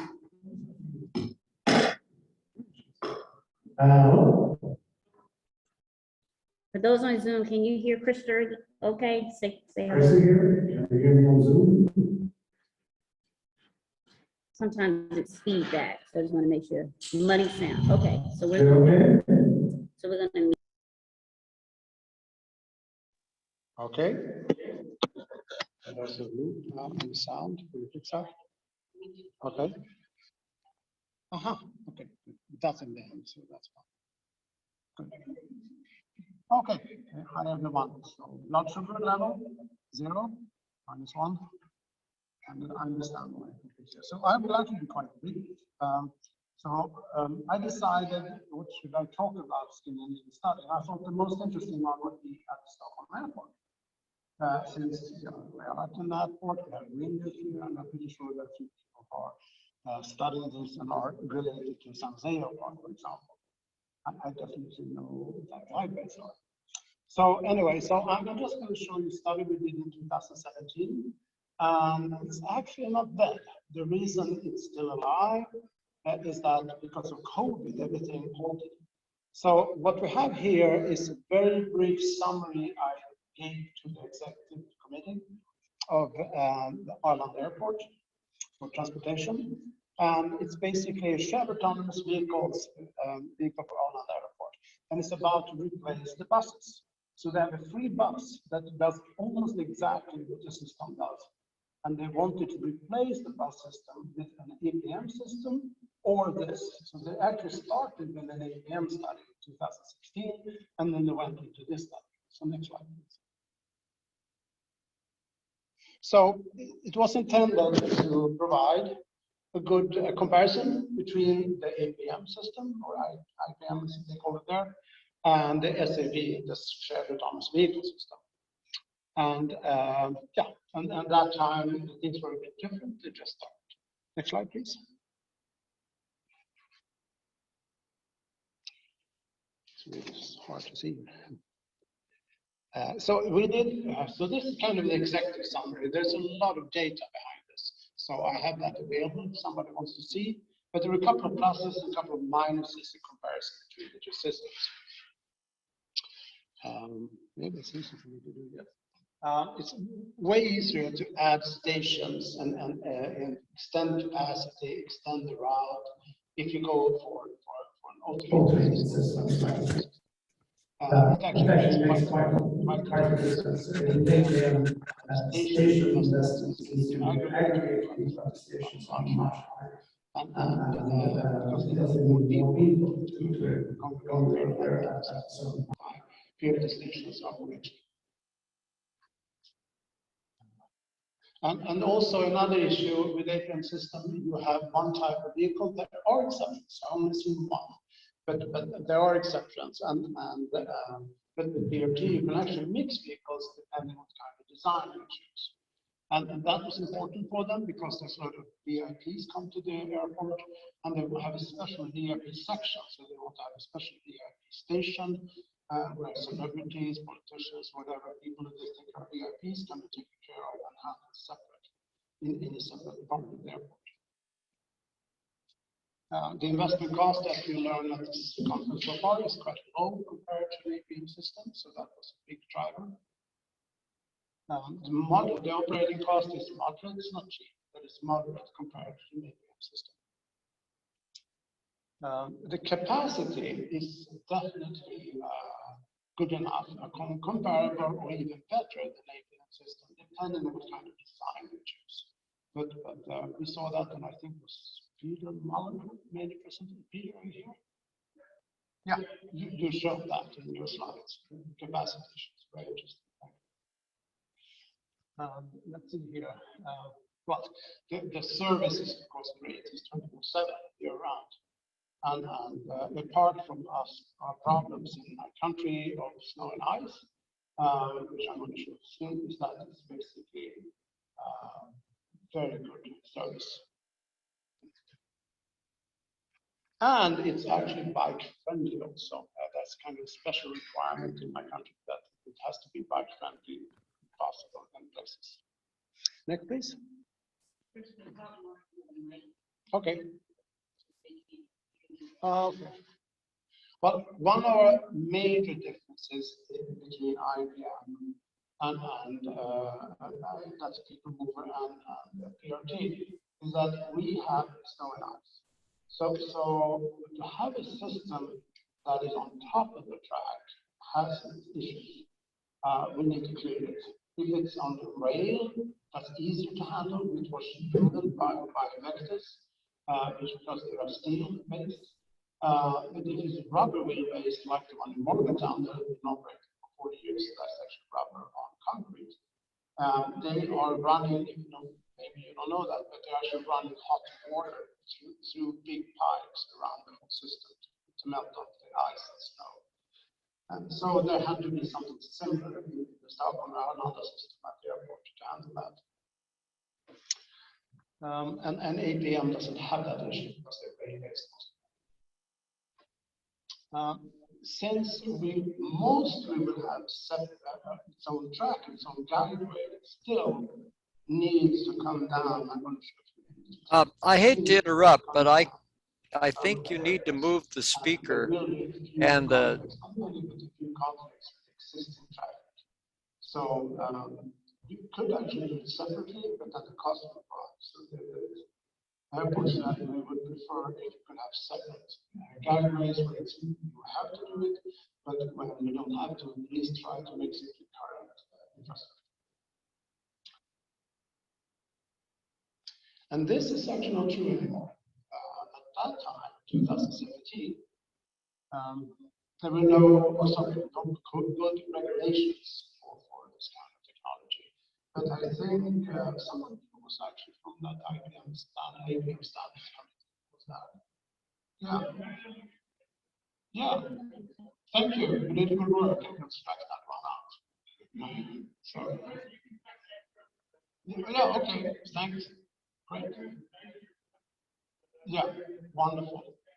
Yeah, because that was a hurdle at that time. Please change the microphone. Please change the microphone. There were less manufacturers available for providing systems. So if they wanted to do procurement and RFP or marketing or whatever, so it would be a huge problem to find someone suitable to deliver. There were 2 or 3 at the time. Now we have way more. Very good. And the last one was also there was some less experience from real world with autonomous systems, and that's also changed immensely in the last 4 or 5 years. So many of those negatives actually been carved out since then. Please, next one.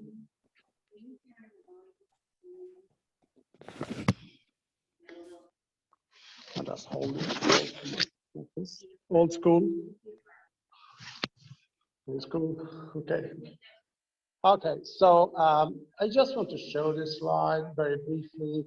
They wanted numbers, I gave them numbers. And the numbers are quite straightforward. You see it's a huge price estimate now. What is this compared to dollars? Well, just divide by 10.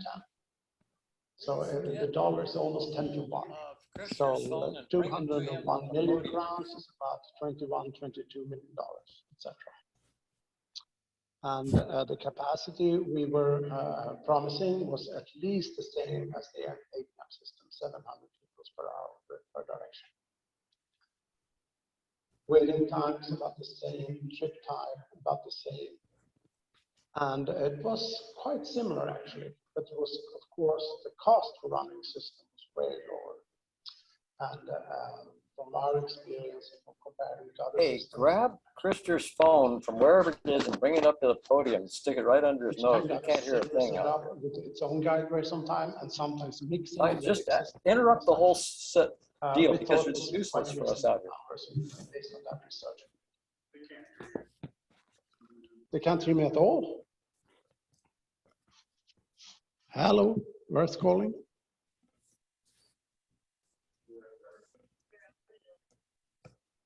Okay. Just make sure I haven't muted it. I'm not muted. No.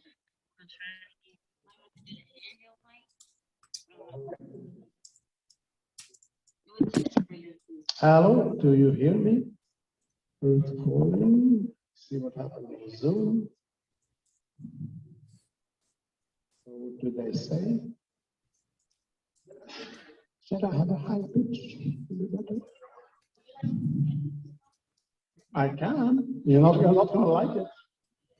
No, I don't want to blow any glasses. Okay, so I'll just continue to see what happens. Hang on.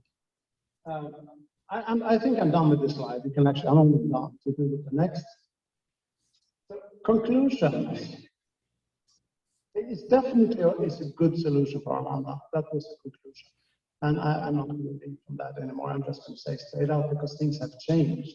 And that is, as of this fall, they just decided to look more into this. They haven't really had time because of COVID and the effects it had on the airport, the effects it had for other things because they're building a big hotel in the middle of the airport just outside. There's a change in the road infrastructure. So they haven't really had any time to do this properly.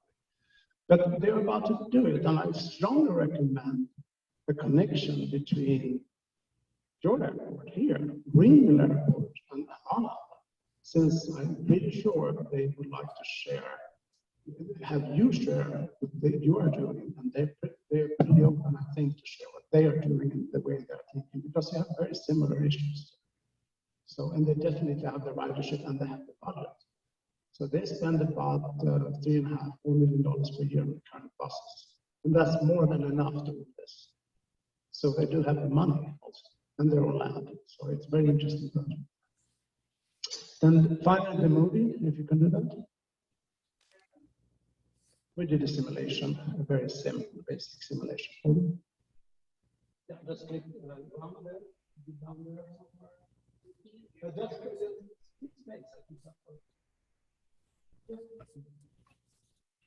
So this is, we just took a generic vehicle, in this case was an Ollie vehicle.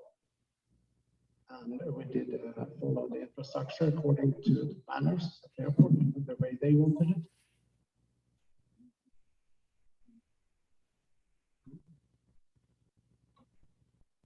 And we had some advantages. The buses has to go a very long, what do you say, detour in order to get there. So that we could cross, go under the tarmac and the taxiways for the airport, so we can actually save a lot of time because the buses are way slower than either the APM system or the PRT. And we did a couple of estimates regarding shuttle times, loading time, etc., unloading times at each terminal, the 5 terminals. I think that's enough. Thank you. That's it.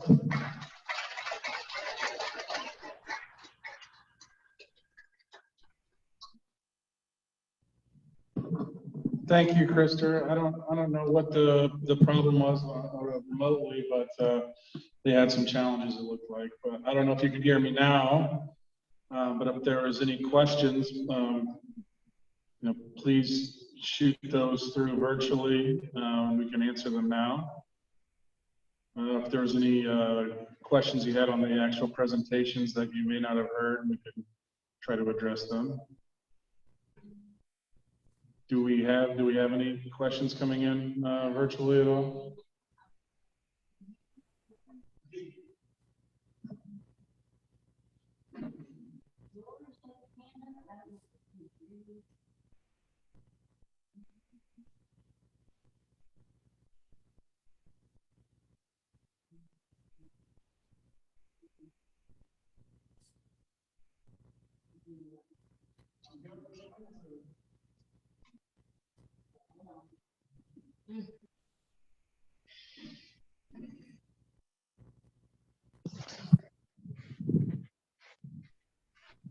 Okay, mute this for me and we'll ask you.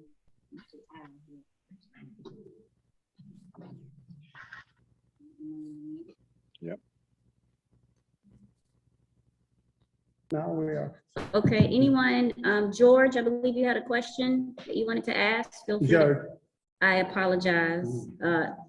If you have a question, you can now unmute yourself and ask. And I'm talking to the Zoom room, I apologize. Anyone have a question? Go ahead, George. We can hear you if you unmute yourself.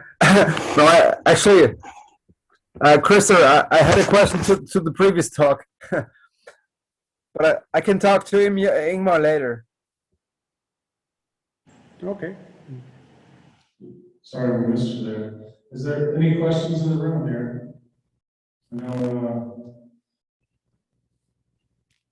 I guess I have a question. Is, from the Scandinavian studies and having experienced, both kind of ecosystems, I thought for sure by now, and maybe this is for Ingmar, that the pace that I saw around 2014 or something, that I thought there would have been more movement, less roadblocks, from a transit-rich type of government and society like Sweden. I thought they would continue to have systems implemented, and so I'm just kind of curious. You went over some things, but your gut reaction. What are the main blocks that you have to overcome there?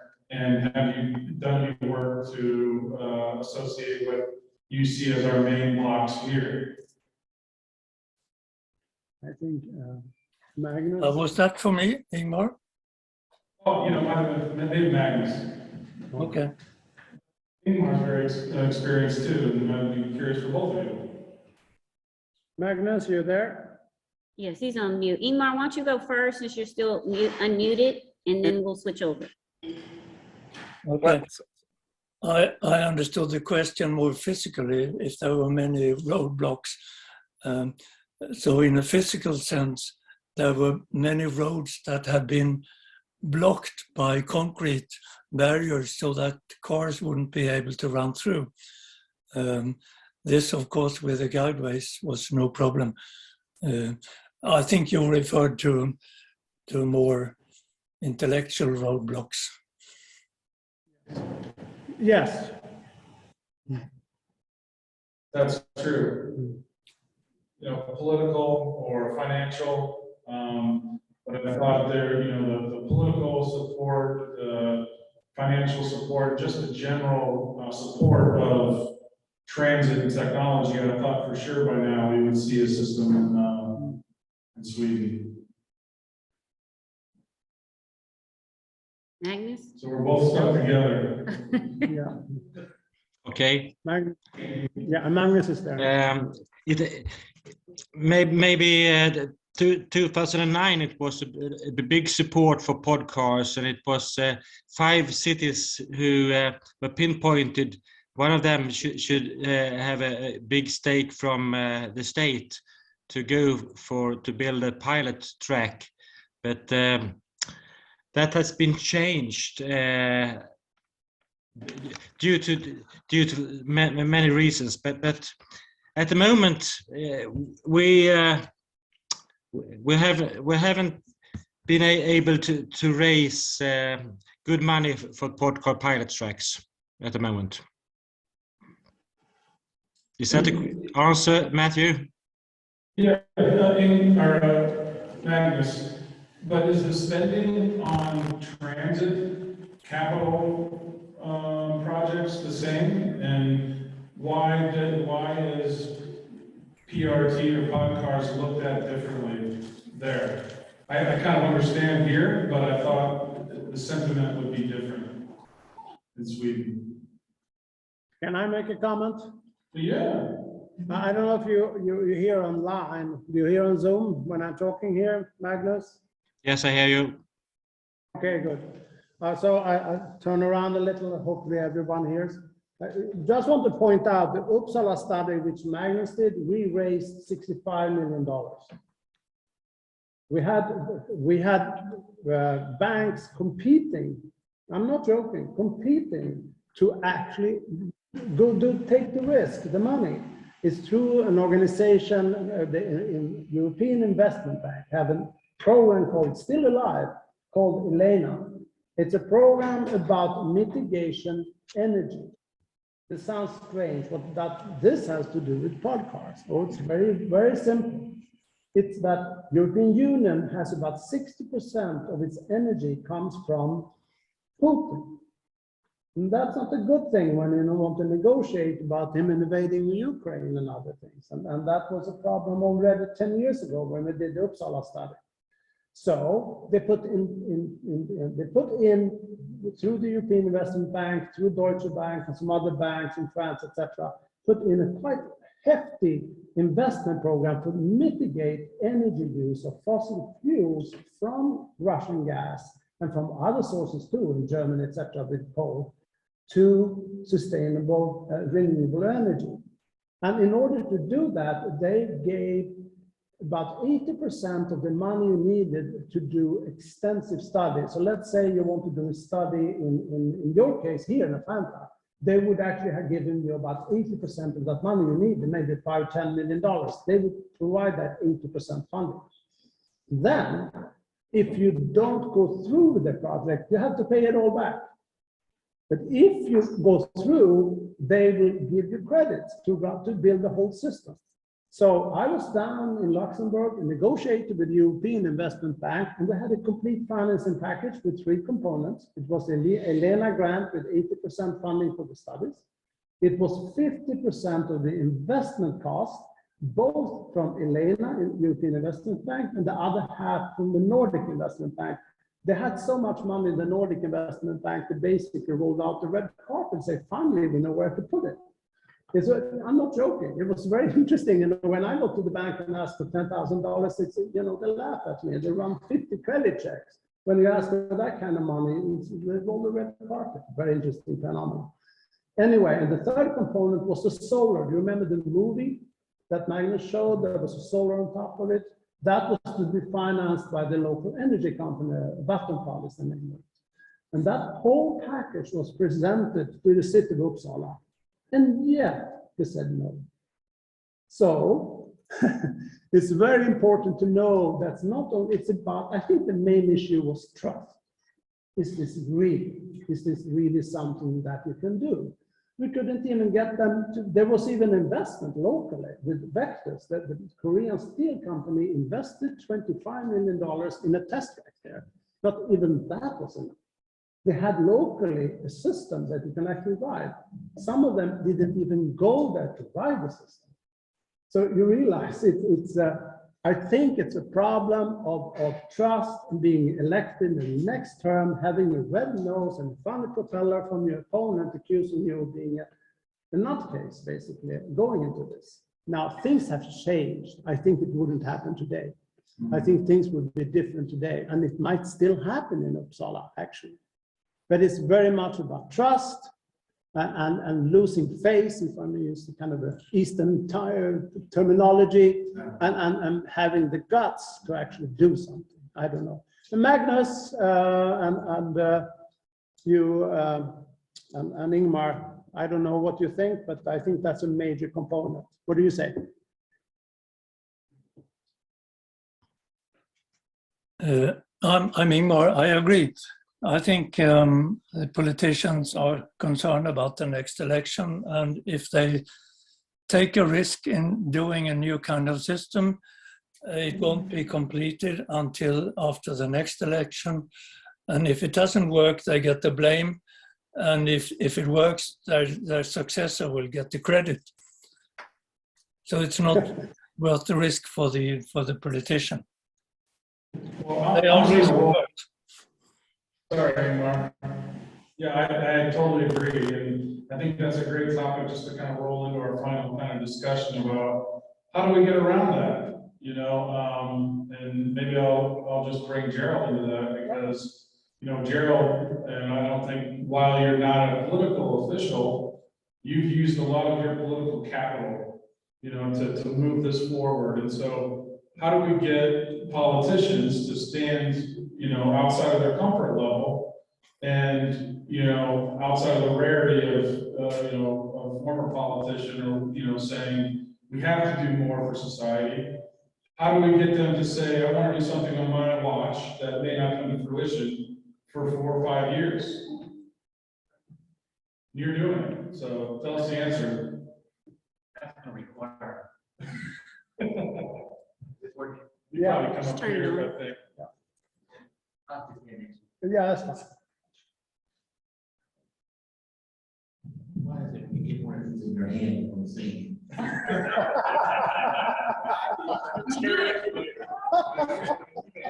Why is that?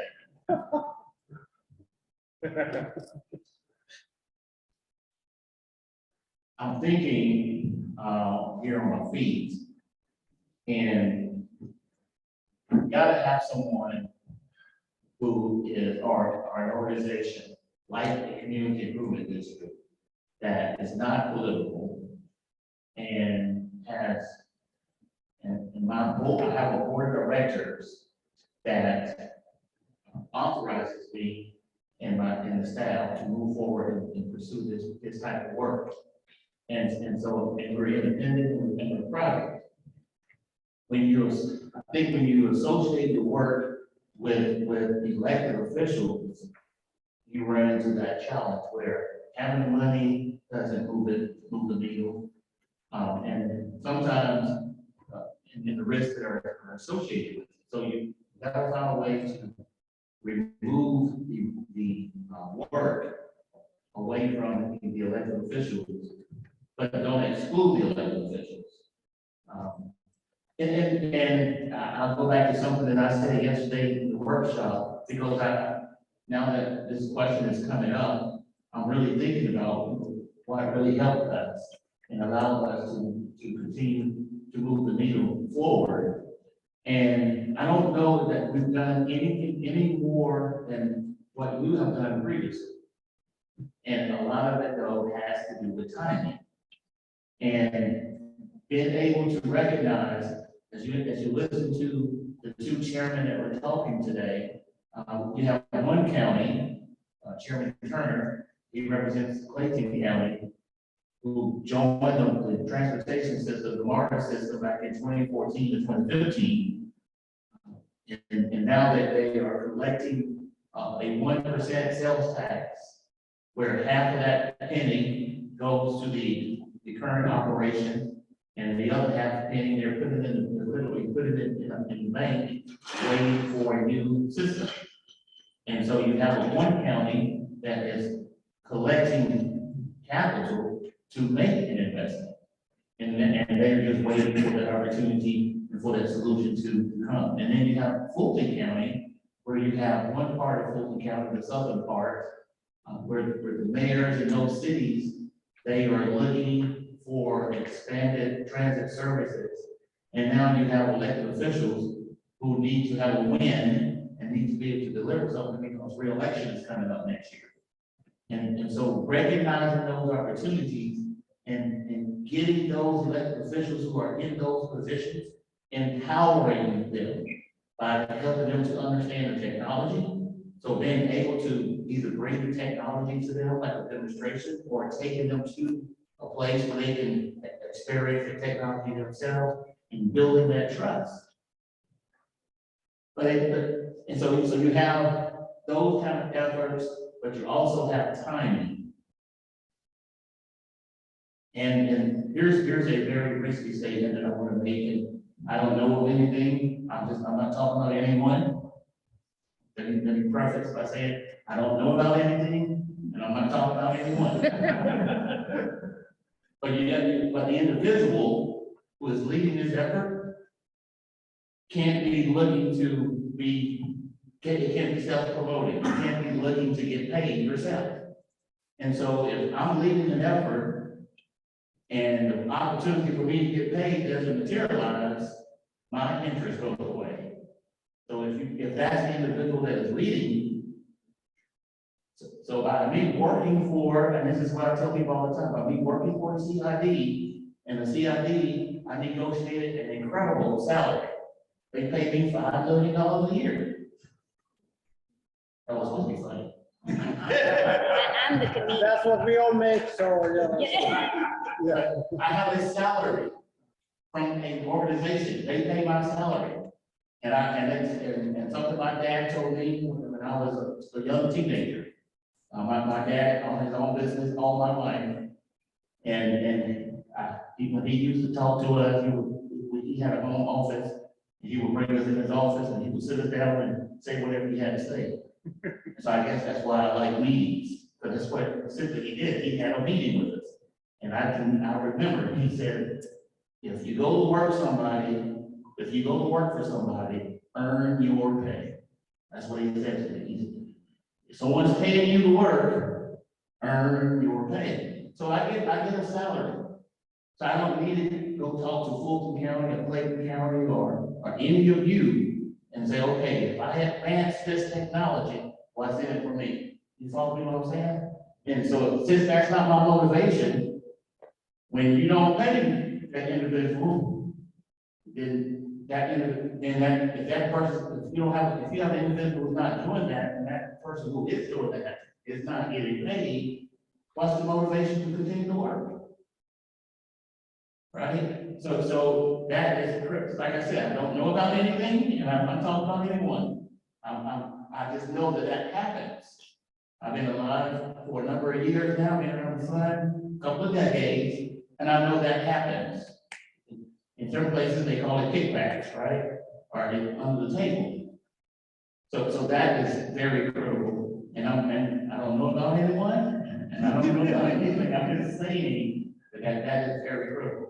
But here's one last thing that I would add to it. At the end of the day, let me preface it by saying this. My background was in IT. I spent 20 years in IT and came out of college as a software developer. And so I think one thing that really helped me is that when I visited you and I talked to you, I could quickly assess where you were. So you can have Charlie make it as pretty as you want to make it. But once I visited you and I talked to you, I knew if you were in alpha testing or beta testing, or if you were just had a concept in your head. I was able to make that determination.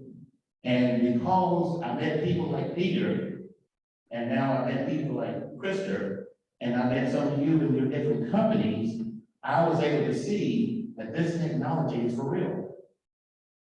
And now that I was able to determine that, now I can go back and communicate that to the people who need to know the reason you need to look at PRT or Podcar or automatic transit networks is because the technology is not the technology of 1976. It is a technology that is ready for the marketplace. And I was able to determine that. And if you have an individual who's looking at your technology and you show them your technology, you show them your vehicle, you show them your marketing material, and they weren't able to determine, because if you bring a company forward who is not ready, you only get one chance for a first impression. And if you bring that company who's not ready, and if it's the right person, they're gonna tell everybody they ever meet, don't you ever look at PRT, because it doesn't work. And that may have happened somewhere along the way over the last 20, 30 years. But everyone that I know in this room, if you represent a company, I know that you're the real deal. And I know that what you're doing is for real. And I know that it's not a concept in your head, that it is a proven concept. And now I was able to go back and communicate that. So the person who's leading the effort, Matthew, not only has to be independent and not dependent on getting paid by the company, but they already getting their salary somewhere else. But it's someone who can make an assessment, an accurate assessment, and then go back and communicate that assessment in the language that the elected officials can understand. When I talked to the elected officials and our transit leaders, I knew what they needed to hear. And so that's how I said to them, I said, guys, you've got to go see this. What I'm seeing, you need to come in with me, and let me show it to you, so that whatever you've been hearing about this, you need to see that it's not what it used to be, that it is something that you can embrace. And I believe that's one way that we've made an advancement. And the final thing, by coming from the private sector, I wasn't afraid of the private sector. I never worked in the public sector, so I'm not afraid of the private sector. And now we just got to figure out, since the capital is, according to Master Young, since the capital is out there, we just got to figure out how to get the capital and how we bring it into the public sector in a way that makes the public public officials comfortable with receiving the private capital and using the private capital to advance the project. And so that's where we are now. We're at a point now where we've been told we have access to all the capital we need, but we got to be able to bring it to the table in a way that the public officials are comfortable with it, how it's brought to the table, and how they can partner and use the private capital to advance the project to the next step. Hope that helps. No, I think this is all a great discussion. Well, I'll pick on somebody that I know is probably not getting paid, but is certainly passionate, and that's Fred Payne. What's next for you, Fred? You've been very passionate about, supporting this industry, about supporting the citizens of your region. There's some real promise, sounds like, with the airport. But how do we get, from the airport to really solving citizens' needs? Well, it's a great question, and I wish I had an answer. I think Gerald's on track to say the answer, because I think we have to look at the longer view.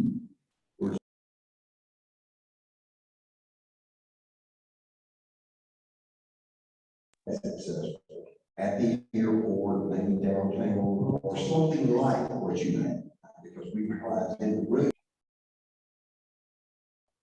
But there's a real difference between what you offer as a show and what Peter talked about and what Nigel Clark talked about, what they're doing at Heathrow and have been doing since 2010. And what they're doing in China, what they're building right now in China, it's very impressive. And it's for a network that's going to cover a huge area. And Peter has been to Greenville, and he's looked at how we might go from Greenville to Clemson, 35 miles as a crow flies, 30 miles, and then over to Spartanburg, 25 miles as the crow flies. And that's taking a different system than vehicles that'll go 25 or 35 miles an hour. You got to have something different. And what Peter says is we've got to have that network system. We can't do 6 vehicles or 10 vehicles or something like that, small number. I remember a couple of months ago, one of my colleagues sent me a thing. It was an announcement from a good friend of mine who's out in Colorado.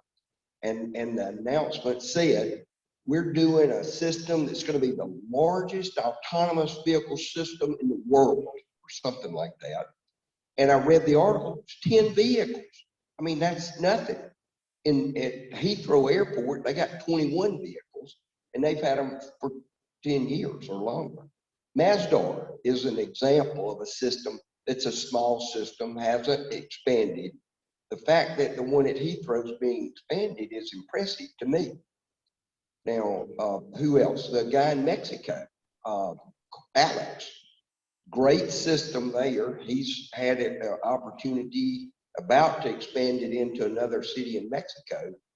And it's going to be huge. I mean, 20 miles or whatever, and several, I can't remember the numbers, but I'm impressed with that.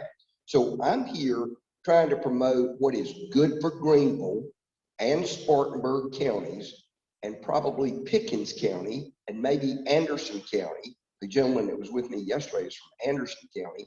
So we're looking at a pretty large area in the upstate. And that's not going to be served by just shuttles. Now, maybe shuttles will be in certain areas. And then my friend Roman Karopis, who's going to be in Greenville on the 16th from Chicago to talk to people about delivering a car share program with his Dash EVs. That's another system. That's going to work for people that are living in apartments or condominiums downtown. And sure, they'll probably use it. It's probably not a good service for poor people because you got to swipe your credit card to use it, right? So I think there's probably, so having said all of that, Matthew, there's probably not one single answer. We got to look for multimodal solutions. So it's going to involve walking and bicycles. Although my problem with bicycles and these very small micro solutions, scooters, they are dangerous. My son's a medical doctor, and he told me 10 or 15 years ago, do you know what doctors call people that ride mopeds and bicycles? I said, I'm not sure, but the answer is organ donors, because they get killed. They die and you take their organs. They're young and healthy. So anyway, multimodal, and we got to make it work. And that commitment is what we need. Thank you. So you will stay up here for a second. Because one of the things I heard you kind of say, and some of the, I think it was Chairman Turner maybe, you know, even if there's so much money on Wall Street, we've talked about public-private partnerships. So, and you get what you pay for. And we're looking for services, to pay for services. What's the opportunity to, you know, tax ourselves as a society for the services that we want? And, you know, how is that environment right now in Greenville? Well, let me tell you, no public official wants to vote for a new tax increase, okay?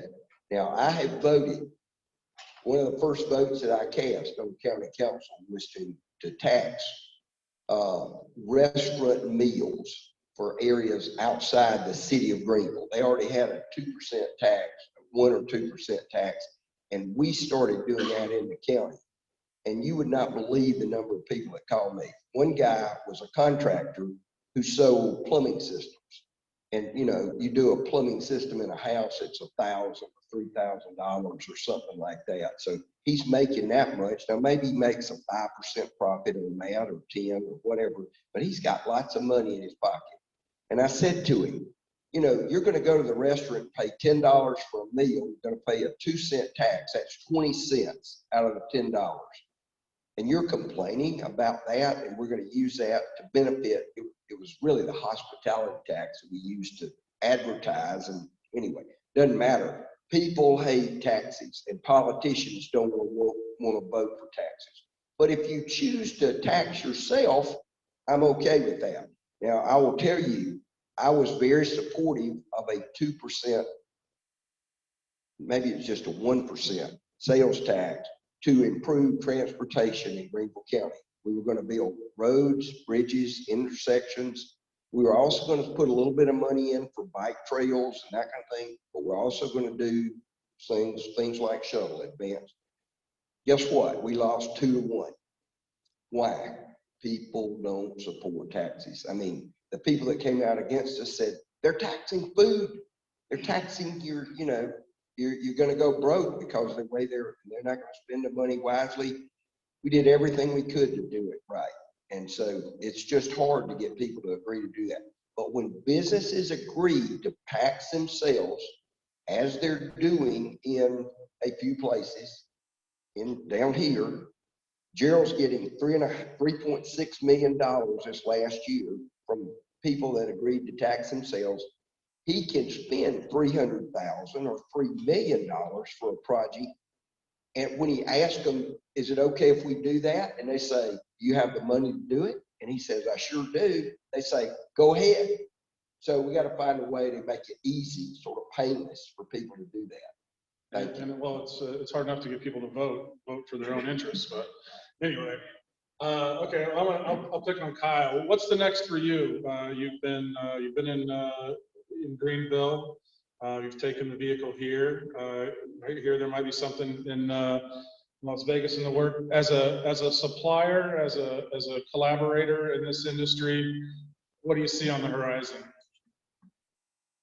Yeah, come on up. It's fun up here. You might want to do a little ditty as well. Thank you, Matt. So in a couple of weeks, we will be taking the vehicle to CES in Vegas at the show, the Consumer Electronics Show. We had a chance to visit there last year. A lot of really good automated vehicle technologies being promoted. And then we'll be in San Francisco a couple of weeks, actually the week after that, it sounds like. But yeah, we're continuing the push for dedicated infrastructure projects that can service communities like Atlanta, like Greenville. So that's the vision we see. What's the date for that show? CES is January 5th through the 8th, so just a few weeks away, and then we'll be in San Francisco the 15th. Sounds like so. Just to kind of start to think out of the box, and maybe I'm going a little haywire in the late afternoon, but are there agencies or organizations that you particularly tap into that, outside of, say, Podcar City, that you feel are real drivers to help educate our politicians, educate, our citizenry? How do you move the ball forward? Yeah, I think, the major components are, the regulatory framework. So the, NHTSA framework, DOT, if it's in a mixed traffic type situation, what ASC has done with the inclusion of automated transit networks in the APM standard is a big one. On the partnership side, P3s and, investors that are willing to go into a project with us is another critical aspect. And then associations like this, this networking, kind of understanding the mutual vision of the system and all the different components that go into it. Great. Thank you. Thank you. Yeah. Well, I want to pick on another system. Maybe I'll have Rob Jenkins come up here and represent Beep. If you hadn't, they've got something going on at Peachtree Corners there in operation. They've got quite a system going on in Lake Nona. So hear from Rob, see what's going on next in their world. First thing is, well, thanks for having me. First thing is what Gerald just brought up and Fred brought up, money. I mean, that's when I'm out there talking to people. And what Beep does is we are the technology side from a service standpoint. We don't build vehicles. We aren't a manufacturer. We strictly the service side. So we build apps on top of these vehicles and we operate these vehicles.